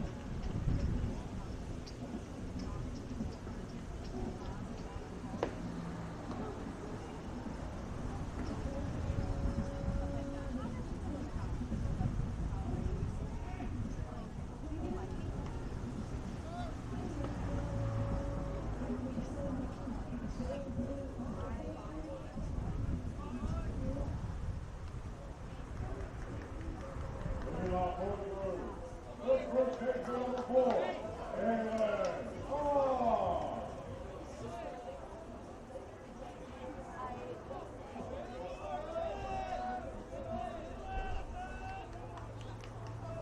4, 5, 6 hitters coming to the plate in the bottom of the seventh inning. Halen Ott starts it off. He takes the first pitch, called strike, 0-1 on the breaking ball. From the right-hander, number 4, Mike Singleton, who's been tremendous so far today in 6 innings, giving up just the 1 run, the solo shot by TJ Buring to open up this game. In the bottom of the first, check swing, no, he didn't go. Just in case. But outside of that, has surrendered just 2 hits. Has retired now 11 straight Blues. Looking to try and get something going with the heart of the lineup. Ott hits a chopper. That's going to be a ground ball through the left side of the infield. So right on cue, Ott ends the 11 straight men retired streak. And the Blues have a leadoff base runner in the bottom of the 7th inning. They just need something to get going here versus Singleton, who, like you said, has been dominant since that leadoff home run by TJ Buring. He's been absolutely lights out today.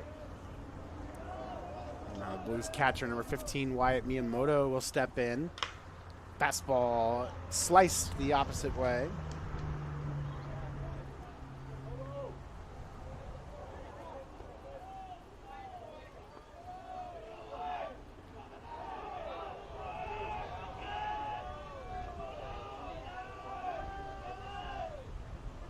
Singleton having to work out of the stretch for the first time in a while as he induces a swing and miss that time out of Wyatt. The Blues catcher from Benicia, California. Now behind in the count, 0-2. He's popped out to third and flown out to left his first 2 trips to the plate. The next offering misses just off the plate. That's a good 0-2 pitch there from Singleton. No bullpen activity for George Fox. This is the quietest we've seen that bullpen all weekend. It's quite the operation they got going down there when, even if they're not having guys warming up. As that one misses outside. Count evens up now at 2-2. Nick Tang waits on deck for the Blues, looking to try to get something going here against the Fox starter. And Singleton looked like he was aiming at that one a little bit, and I was about to say, looked like he was losing his release point there last couple pitches. now run the count full to 3-2. Now we got some stirring in that Bruins bullpen. As that one's going to be sliced foul the opposite way.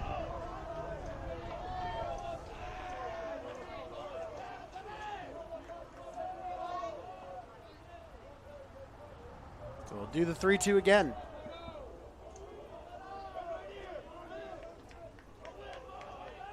Singleton out of the stretch, payoff pitch, another foul ball. As Miyamoto continues to battle. Good battle here by the Blues catcher. Getting that pitch count close to 90 pitches now for Singleton on the day.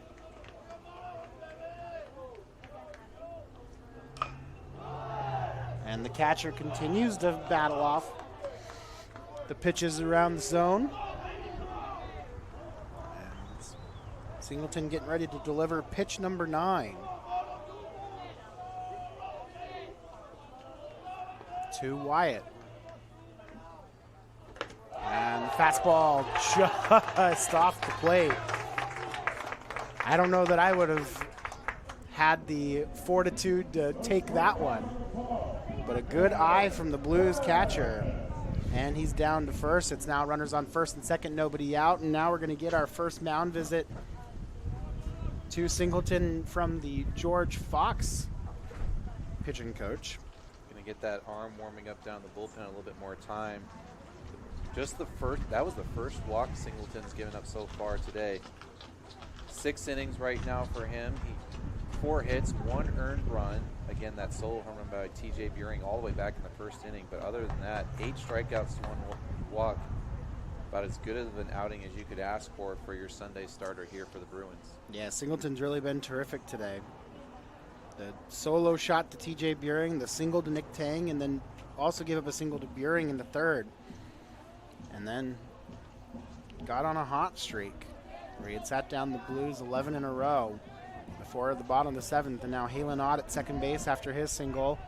Wyatt Miyamoto is now at first base after drawing the walk. And Nick Tang, 1 for 2 in the game, looking for a big knock here. Singleton's first pitch is going to miss up and in. For ball 1, the Blues shortstop from Los Altos, California. One of the few seniors, I guess the senior regulars in this lineup, is that's a fly ball. And man, now drifting Still back going because of the wind, and he's going to collide with the wall, not going to make the catch. Hope that De Benedetto's going to be okay. That was not a pretty sight, but ball coming in. That's going to be an RBI double off of the bat of Nick Tang, and the Blues are on the board for the first time since the first. It's now 7-2. It got up in that wind stream, that jet stream we've been talking about. It looked like off the bat he had a beat on it, but it just kept carrying and carrying and carrying, and he's up and moving around now. That's a great sign because he was down and looked like in a lot of pain, but looks like he's going to stay in this game. There's not much padding on that outfield wall, to say the least. It's a traditional chain link fence with a post about every 8 or 10 feet, and you hope you don't run into one of those posts when you make that leap.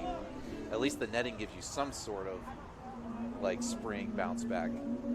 No, and you're exactly right too, and this is what we've We've been talking about it, and it probably feels like to an extent we're beating a dead horse a little bit, but the wind really affecting, because that ball looked like it was hit right at De Benedetto, and then it just kept carrying and carrying and carrying, and it ultimately delivers the blue with a big RBI. As now Jonah Chang steps into the box. He takes a first pitch curveball for a called strike. But Ott comes around to score. Wyatt Miyamoto's now at third with Nick Tang on second after the RBI double, and this is the best chance the Blues had. That's a high fly ball, but how far will it carry?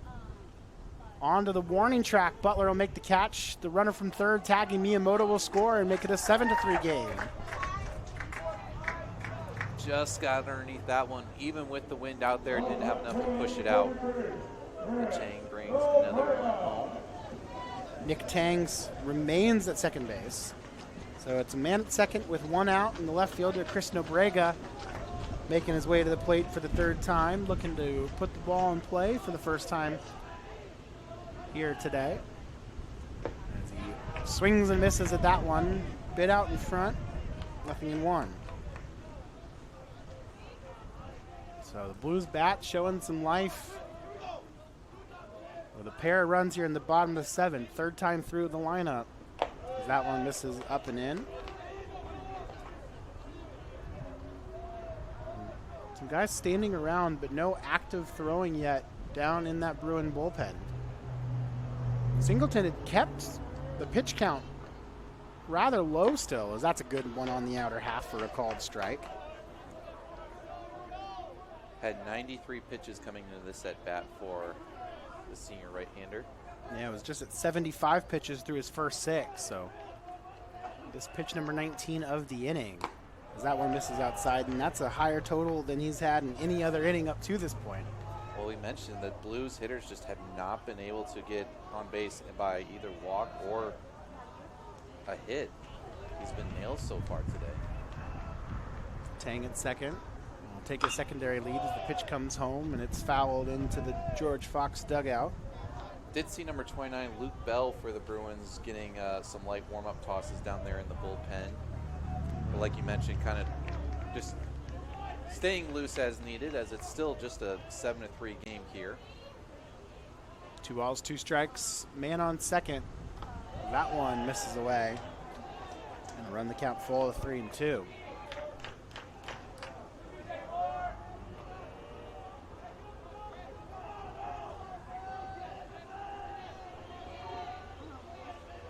Brega looking to ball 4 base hit. As the payoff pitch comes, and it's going to hit him on the elbow. So Nobrega hit by the pitch. The Bruins skipper Kevin Koppel didn't look to be particularly thrilled with that call. Thought maybe the elbow was out over the plate and it ought to have been a strike. But the walk, or the hit by pitch rather, is issued, and it's now men on first and second with 1 away. Looks like we're going to have a pinch hitter here. We are, so instead of Nathan Wilson, it's going to be number 58, Sam Miskowski Lapping. That's going to pinch hit, and, you know, if we talk about candidates to hit a high fly ball somewhere. Sorry, I was pointing because our SID, John Barry, just said the same thing. He said, "Oh, really?" He said one swing. Sam is certainly probably the candidate in my mind. The raw power we saw from Sam last year, just when he gets a hold of it, it can go a very long way. So we'll see what Sam can do here as he offers that and comes up empty on the first one, nothing in one. Really good fastball hitter is Miskowski Lapping, so we'll see if he even sees one here. That looked like a little bit of a change up there to start him off. The junior from Walnut Creek, California. Hits that one the opposite way, slices the line drive the opposite way. That's going to go for a base hit, being waved home and scoring standing up is Nick Tang, and the Blues now trail this one by 3 at 7-4. Shoots it the other way in the gap between first and second. And now it looks like that will put an end to Singleton's day. Instead of letting him face Buehring again, they're going to go get the lefty out of the bullpen. Number 29, Luke Bell, is going to come in a critical spot as its runners on first and second, 1 out in the bottom of the 7th in what is now a 3-run game.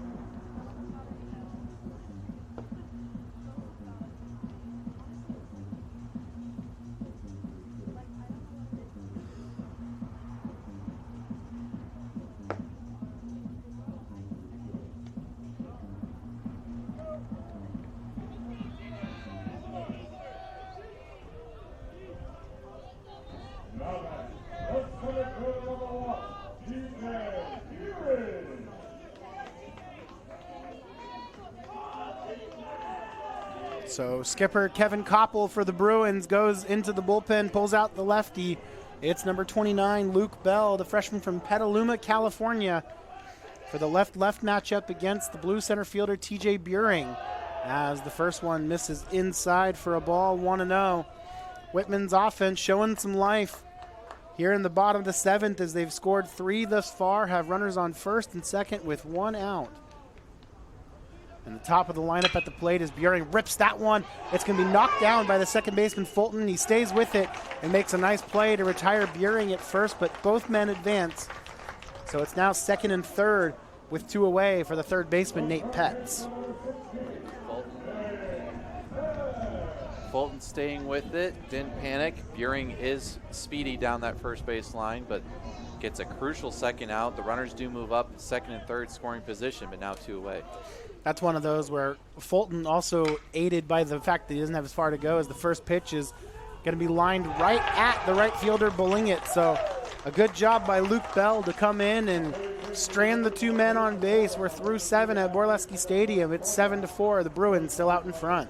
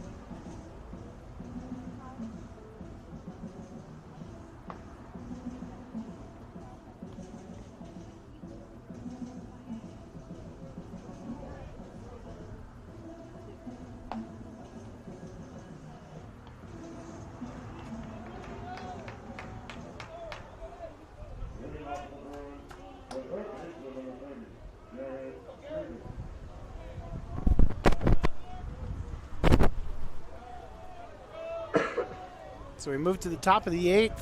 Hawthorne Moody, who has been the reliever the Blues have needed out of the bullpen here over the last couple of innings, will come back out. But before we've got another loose hat, the wind is howling. It's. I just stepped out to grab a water, and you can hear it in the trees how ferocious it sounds. These gusts coming through. It's no joke out there right now. It'll be the 2-3-4 hitters this time that Hawthorne Moody will need to get out, as the first pitch he delivers to Garrett Struby is fouled up and out of play. Nothing in 1.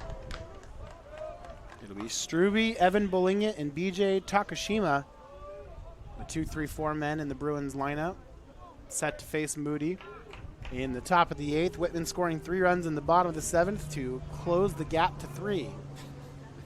Pet's lost his hat again. And you saw him kind of hang his head there like, oh, man, I'm the guy that lost it again here. We'll have to see if he can get it a little tighter around the dome. The Bruins are getting a righty warm down in their bullpen.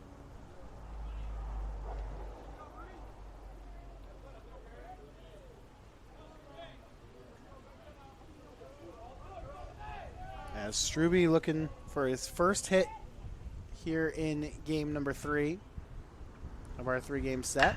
Turns on that one, but nice job there by Petz. The throw was to the left of the bag. Halen Ott made sure he kept that foot on there, and he does in time. A nice play, though. That ball was screaming in its direction at Petz, and he snags it on the one-hopper and makes the play, 1 away. So now the right fielder, Bolingit, steps in, and he hits a high fly ball. That'll get into foul territory. Nick Tang calls everyone off and keeps his balance and makes the catch. There's quickly 2 away.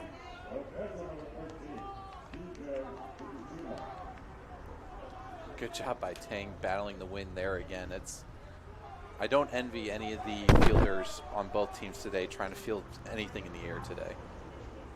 No, it's been an adventure, as we've seen throughout the weekend, as BJ Takashima steps into the plate with 2 outs, nobody on, and he takes a first pitch slider for a called strike, nothing in 1.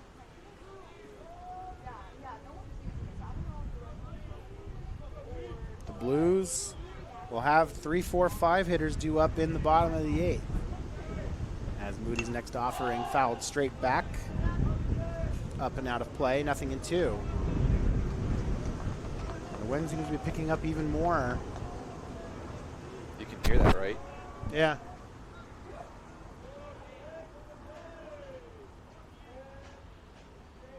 Moody takes a deep breath and then winds and deals, and that's going to be a fly ball into left center. That'll be tracked down by Nobrega. So Moody sits down the Bruins 1-2-3 in the top of the 8th as the momentum starts to blow in the Blues' direction, just like the wind. Led to the bottom half as Whitman trails by 3.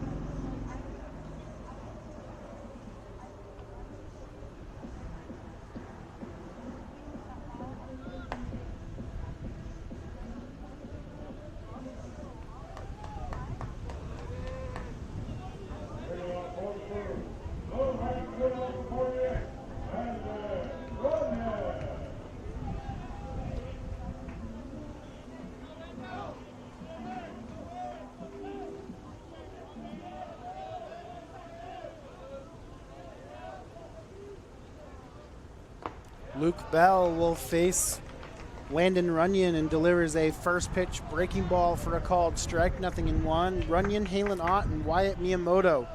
3-4-5 hitter set to come to the plate for the Blues. As Runyon checks his swing on that one. Bell's working from the third base side of the rubber. He's barely staying in touch with it. Look how far over Right, he is all the way over there.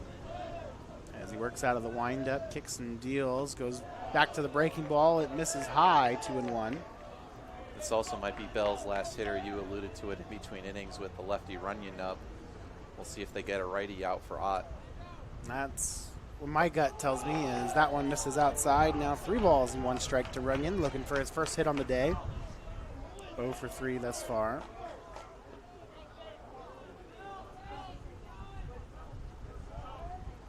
As the 3-1 pitch is a fly ball ripped into right center field. Going back, still going back. Belingit is going to watch that one bounce up against the wall. It At one hops and over. bounces over the wall for a ground rule double. I haven't seen a lot of those, especially that's not hopping over the 4-foot fence there in right center field. Runyon definitely got a hold of that one and delivers the leadoff ground rule double for the Blues, with Halen Ott now coming to the plate. Almost a little bit of bad luck, as he easily probably would have been on third base. Nonetheless, it's an extra base hit to start the inning, which the Blues need as they look to get back into this game to tie or hopefully take the lead. So it looks like Coach Kevin Koppel's going to let Bell face Ott, as the first offering misses down and away for a ball. Halen singled through the left side and came around to score his last time up, 1 for 3 on the day. Part of that 3-run 7th inning for Whitman that helped chase Mike Singleton from this game. As that one, I think, might have been called a strike had the catcher Tokushima squeezed it. But instead it's a ball, and it's now 2 balls, no strikes on the Blues 3-hitter. Looks like that righty down the bullpen is ready whenever they need him. As that one misses away. Now 3 balls and no strikes. And we'll see with 3-0 whether or not Halen has a green light here if something's in the zone.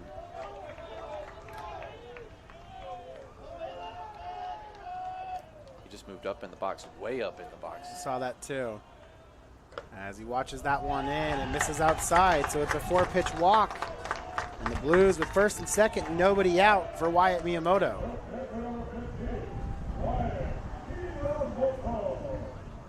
And it looks like Coach Kevin Koppel's going to go out and go to the bullpen and grab the right-hander. So we'll see in a second here the new man coming to the mound for the Bruins when we come back in a big spot. First and second, nobody out.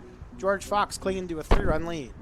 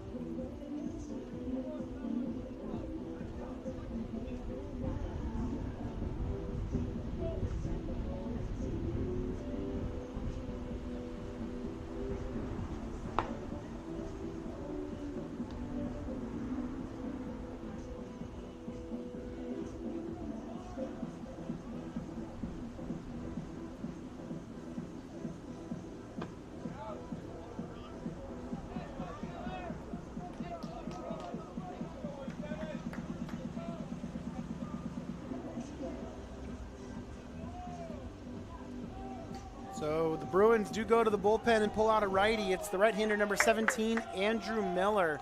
That'll take over the pitching duties, listed at 5'11", 225, the junior from Eugene, Oregon. We'll face the Blues catcher number 15, Wyatt Miyamoto, who drew a walk and came around to score as part of that Blues 3-run 7th inning. As we play in the bottom of the 8th, fastball misses down for a ball, 1-0. Miller in his third appearance on the young season, a 3 1/3 inning, has not allowed a run so far this year. Just 1 hit, 2 strikeouts, 2 walks. We're kind of just guessing, appears to be the setup man for these Bruins. As that time Miyamoto offers at it and fouls it straight back. The Bruins bullpen still active as they now have both a lefty and a righty up throwing down there. So starting to feel the pressure here on both sides as we play in the bottom of the 8th. It's George Fox 7, Whitman 4 as we let the quick dust storm blow through. George Fox with 4 runs in the 4th and 3 in the 5th. Hawthorne Moody has shut down the Bruins offense the last couple of innings, allowed the Blues to climb back in it with a 3-run 7th. And now Miyamoto ahead in the count, 2-1. One of those arms down there is the righty Cole Schmidt, who we saw yesterday. Miller working first base side of the rubber. Goes home. That one's going to be turned on. It's going to be a ground ball hit right at Marasco. Marasco goes to Fulton. Fulton's not going to have a return throw, as a good job there by Ott to try and help kind of break up the double play. It'll be men on the corners with 1 out. So Miyamoto advances to first on the fielder's choice. Ott retired on the 6-4 putout. As Runyon is down to third. With shortstop Nick Tang coming to the plate. Bruins positioning their outfield as we get a pickoff throw over to first instead. Tang had the RBI double last inning. As that one called a strike. He's been given that outside corner for the pitchers facing the lefty batters consistently today. I wouldn't say those lefty batters have agreed with that. No, you're right. It's been consistently there. Miller paused for a while, then tries to go up and in on Tang, but misses. Count evens up at 1-1. Singleton, final line on the day, went 6 1/3, gave up 4 runs on 6 hits, 1 walk, 8 strikeouts. Gave up the 1 run. It was a home run to TJ Buring to lead off the bottom of the 1st. And then ends up surrendering the 3 runs in the 7th as part of getting him chased. Luke Bell comes on in reserve, goes 2/3 of an inning. Is still responsible for Runyon. So that's a good off-speed pitch. Tang was sitting fastball there, and so with the breaking ball, ends up taking the pitch for a strike, now 1-2. Bell, after giving up the ground rule double to Runyon and then walking Halen Ott, was pulled in for Miller, as Miller's fastball misses low that time, 2-2. Landon Runyon's currently at third, Wyatt Miyamoto at first.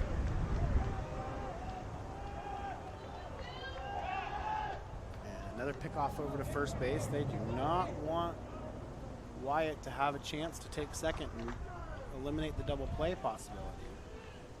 Wyatt just only 1 stolen base attempt. He's 0 for 1 so far in 26. Miller sits there in the set position, then doesn't get on top of the breaking ball and leaves it up and runs the count full, 3-2. He's done a good job holding the runner, really also trying to eliminate any first and third play that might be on. As the dust storm kicks back through again.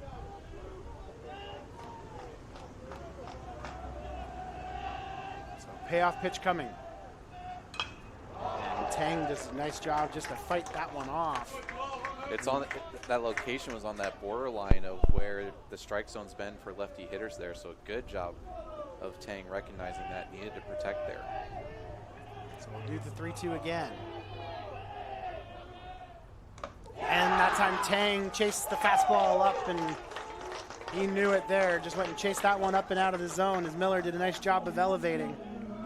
And so Tang will go back to the dugout with 2 away and Jonah Chang coming to the plate.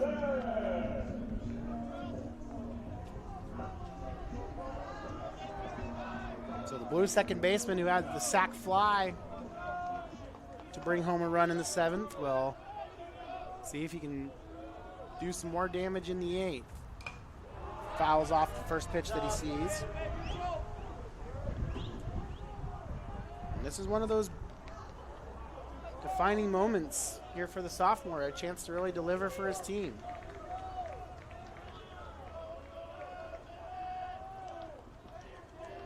Miller said going to throw over to first. I just realized that George Fox essentially has 2 left fielders right now. They do. The center fielder, De Benedetto, is firmly planted in left center. As the next one misses, count evens up at 1. Butler is right on the edge of the warning track next to the big blue wall, and you're right, Gabe in center is basically in left center field. It is quite the shift they have here right now. And then Blingett is playing right center field. If you manage to put a ball either into straightaway center or down the right field line, you would have guys running for days, a while to get to it, for sure. I don't think I've ever seen this shift quite like this on any level of baseball. No, especially the 2 left center, right center outfielders. That one's popped up and that'll get out of play. Well, I assume it'll get out of play as it hits on our roof. Can confirm. But with the wind, you never know if that was going to blow back into the playing surface. I can't get over this outfield alignment. It looks like adult league softball when you play with 4 outfielders and you have left center, right center, and right. As that's going to be chopped to the left side, and it's ground ball with eyes through the left side of the infield. As neither Struby or Marasco were able to quite get to that, so a big hit from Jonah Chang brings home a run and makes this a 2-run game. Just, you said it exactly right. A seeing eye single, not hit very hard, but placed well. And it's hard to believe it, Stephen, but now Whitman has doubled the hit total of George Fox today. Whitman has 8 hits, George Fox 4. They just happened to put 3 of the 4 over the fence. As Chris Nobrega comes to the plate now with men on first and second and 2 outs in the bottom of the 8th. As that one misses high for ball 1.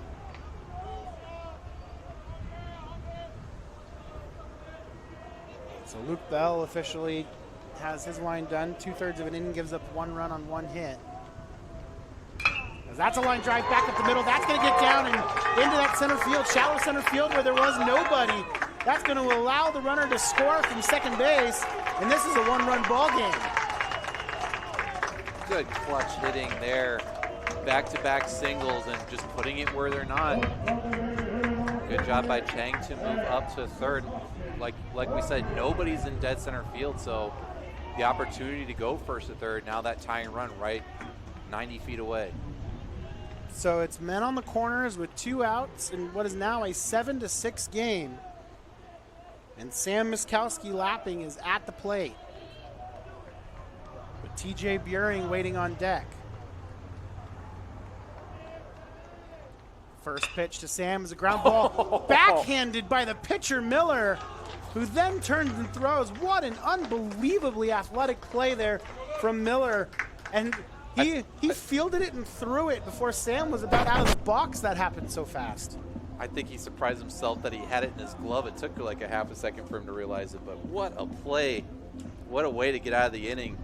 But the Blues find a way to get 3 runs across. They've made this a ball game, 7-6 here at Borleski.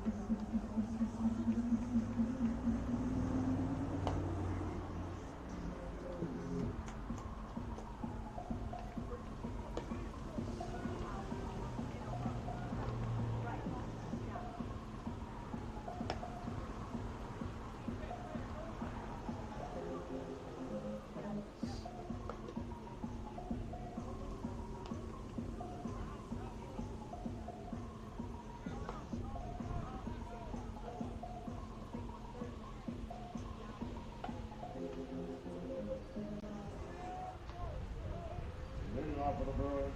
The first hit is number 32.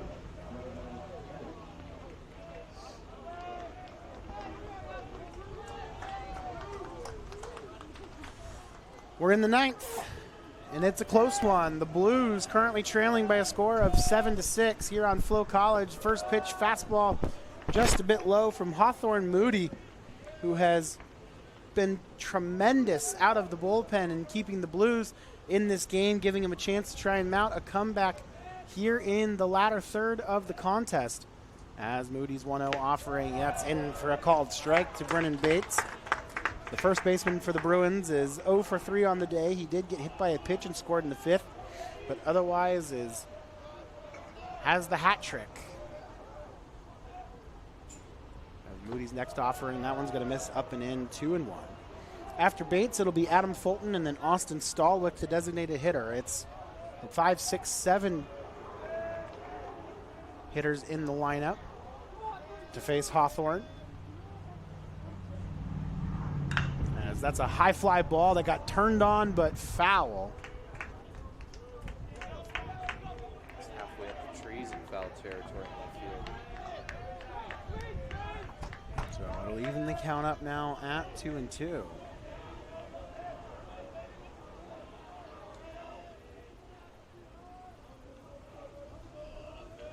Moody came on in the fifth and has quieted this Bruins offense to this point as that one's fouled away.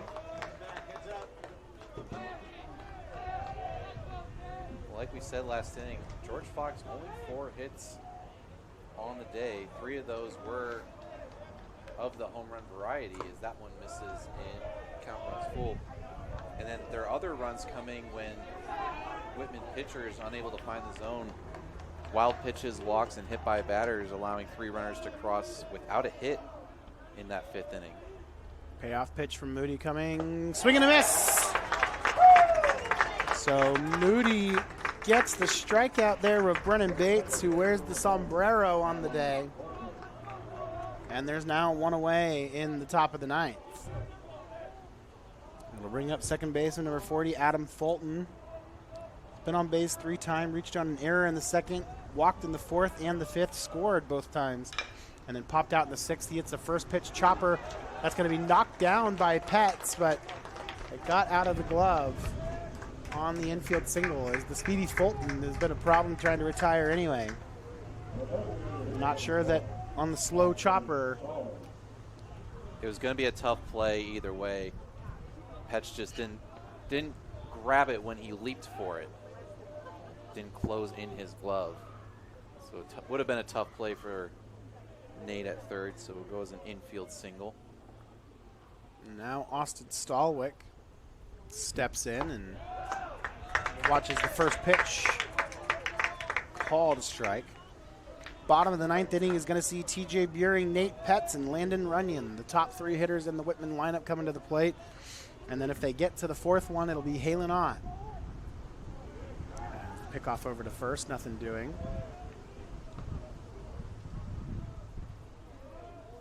At first, the Blues trying to make sure that the lead stays, or the deficit rather, stays at just 1.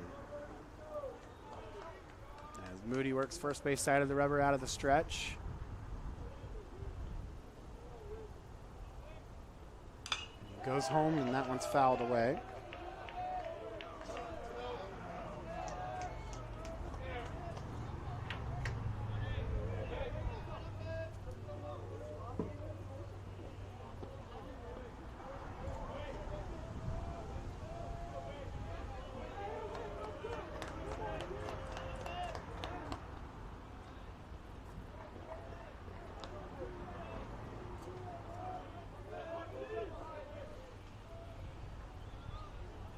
No balls, 2 strikes. 1 out, 1 on in the top of the 9th. As Hawthorne's next pitch again fouled back. We're losing some baseballs here in the latter parts of this game.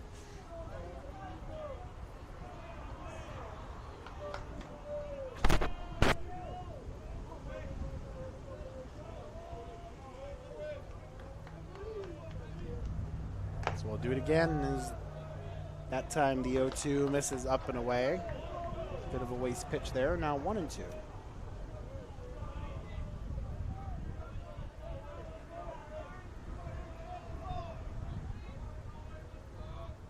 1 ball, 2 strikes.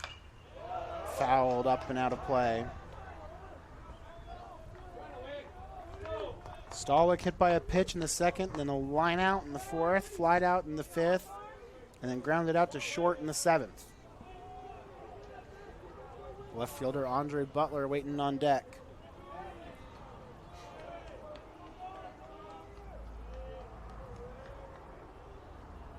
Moody's 1-2.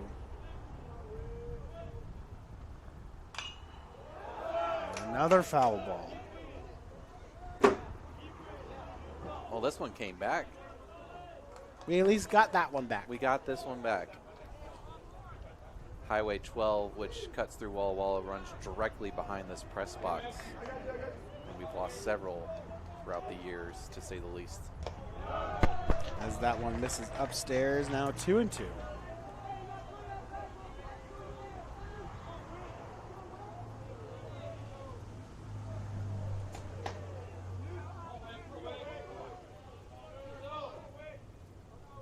Two balls, 2 strikes. The offering called, strike 3. He buckled the knees. Stallwick thought that was inside, but Moody sends him back to the dugout for out number 2. Have to be impressed by this first year in Hawthorne. Moody. Yeah, making his Borleski debut has been terrific. And just what a job so far to this point, just to keep the score where it was, to allow Whitman's offense a chance to get back into this game. As Butler rips the first pitch he sees, foul. 0-1.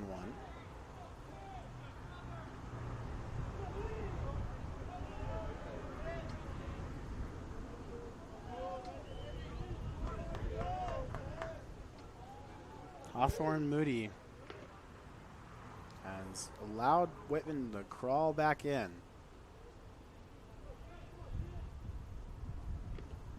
As that one's sliced foul. We are going through baseballs at a rapid pace right now. Well, I was about to say, Hawthorne also really changing up his delivery time to home plate in terms of how long he's holding on to it or not holding on to it. Agreed. He's doing a really nice job, I think, of keeping these hitters off balance in every regard. Here comes the 0-2. Call! Strike 3 on the outside corner. Hawthorne Moody making his debut at Borleski Stadium. Strikes out the side in the top of the 9th. And so we head to the bottom half. Whitman trailing by 1. Top of the lineup coming to the plate.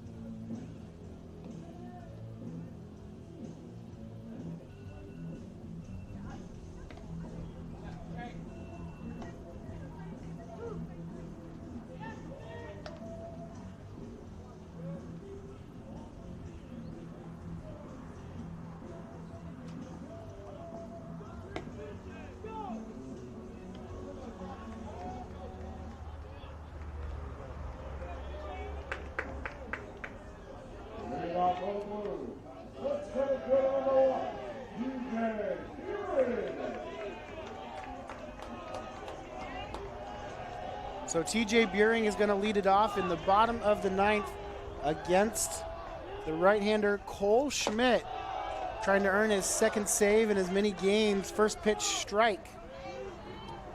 0-1 to Buehring.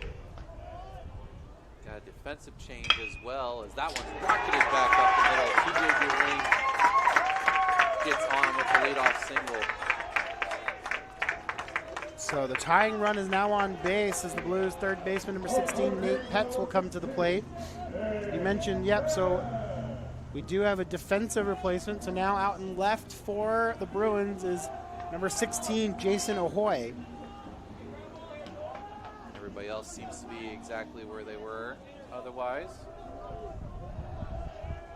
That brings Nate Petz to the plate.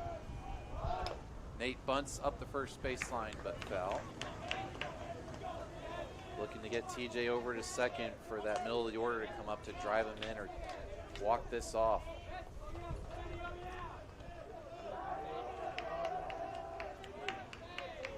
Nate Petz looking for his first hit of the game. Instead, he's going to square to bunt again. Instead, he fouled it off. So the count now 0-2.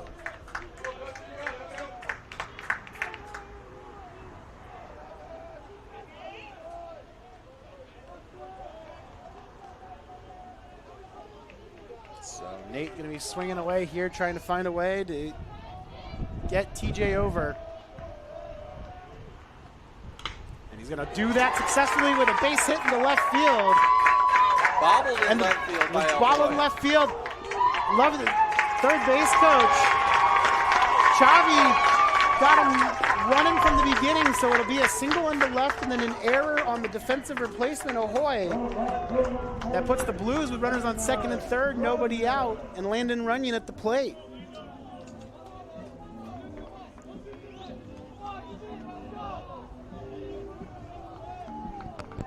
Exactly how you wanted this inning to start. Now the Bruins infield comes in. Back-to-back singles. You had the bobble by the defensive replacement. Ahoy went over to kind of block it, keep it in front, and it just bounced off to the left. And the aggression there from Chavi, the Blues third base coach, almost right away had Buehring coming. So he saw it early and did a nice job of making sure that Buehring got there. The 0-1 pitch, that's going to bounce and skip away. Buehring's coming home. He's going to go in standing up, and this one is tied with the winning run 90 feet away.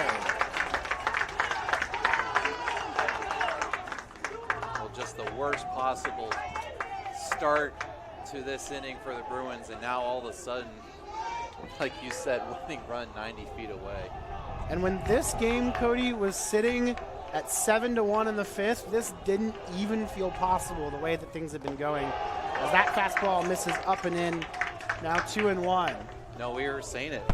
Where's the momentum going to come from? How are we going to get it? And I think we got to go back to Hawthorne coming in, holding it down, and just chipping away in the last couple of innings. And that's going to be a weak pop-up that's going to get down, and that's going to be the game-winning run as the Blues score the game-winning run in the bottom of the ninth and walk off the Bruins. And they take this one 8-7. Celebration taking place just behind first base, and boy, did the Blues need that one after the way yesterday with the doubleheader sweep. And what a great job all around today for the Blues. Like we said just a little bit ago, it was 7-1 in the fifth, and there was no momentum, and you were wondering, how is this going to even be possible to have a comeback effort? And just chipped away, got 3 in the seventh, 2 in the eighth, and the 2 here in the ninth to win it. Great comeback for Whitman here to salvage the series. Yeah, it sure was. And again, just momentum is a funny thing. And you can come back and you can look at it in terms of after the Blues finally got out of the fifth, it began to start to see the tide turn, and Hawthorne Moody just did everything that he needed to do out on the mound for the Blues in the back half of this game to keep the game where it was at, to take care of business. Whitman was able to get the 3 runs in the seventh. They finally got Singleton out of the game. Then came in Luke Bell, who gave up the run after the ground rule double. And again, just every time that would happen, the George Fox would come to the plate, and Hawthorne just didn't let them get any momentum back in their direction. And that changed the complex of this game. Throwing strikes, getting in and out of innings really quickly, getting back to the plate, and it pays off for the Blues as they walk it off in the bottom of the ninth inning. Momentum is indeed a very funny thing. So again, credit to the Blues for not giving up, staying in it, and just salvaging the series. Huge credit goes to the winning pitcher today, Hawthorne Moody. He's now 2-0 on the young season. Gives the loss to Cole Schmidt. He's now 0-1. But you felt like the Blues needed this. It was a tough trip down to Southern California a couple weeks ago. Was able to come out just 1-3 on that trip. Had the weekend off last week. Came out yesterday, and two really, I think, for lack of a better word, just kind of painful games. The 17-10 game where defensive mistakes were abound, and then yesterday a little bit better pitching performance, but really couldn't get the bats going in that 5-3 loss. But today it was kind of looking like it was going that way. But boy, what a turnaround in the second half of this game.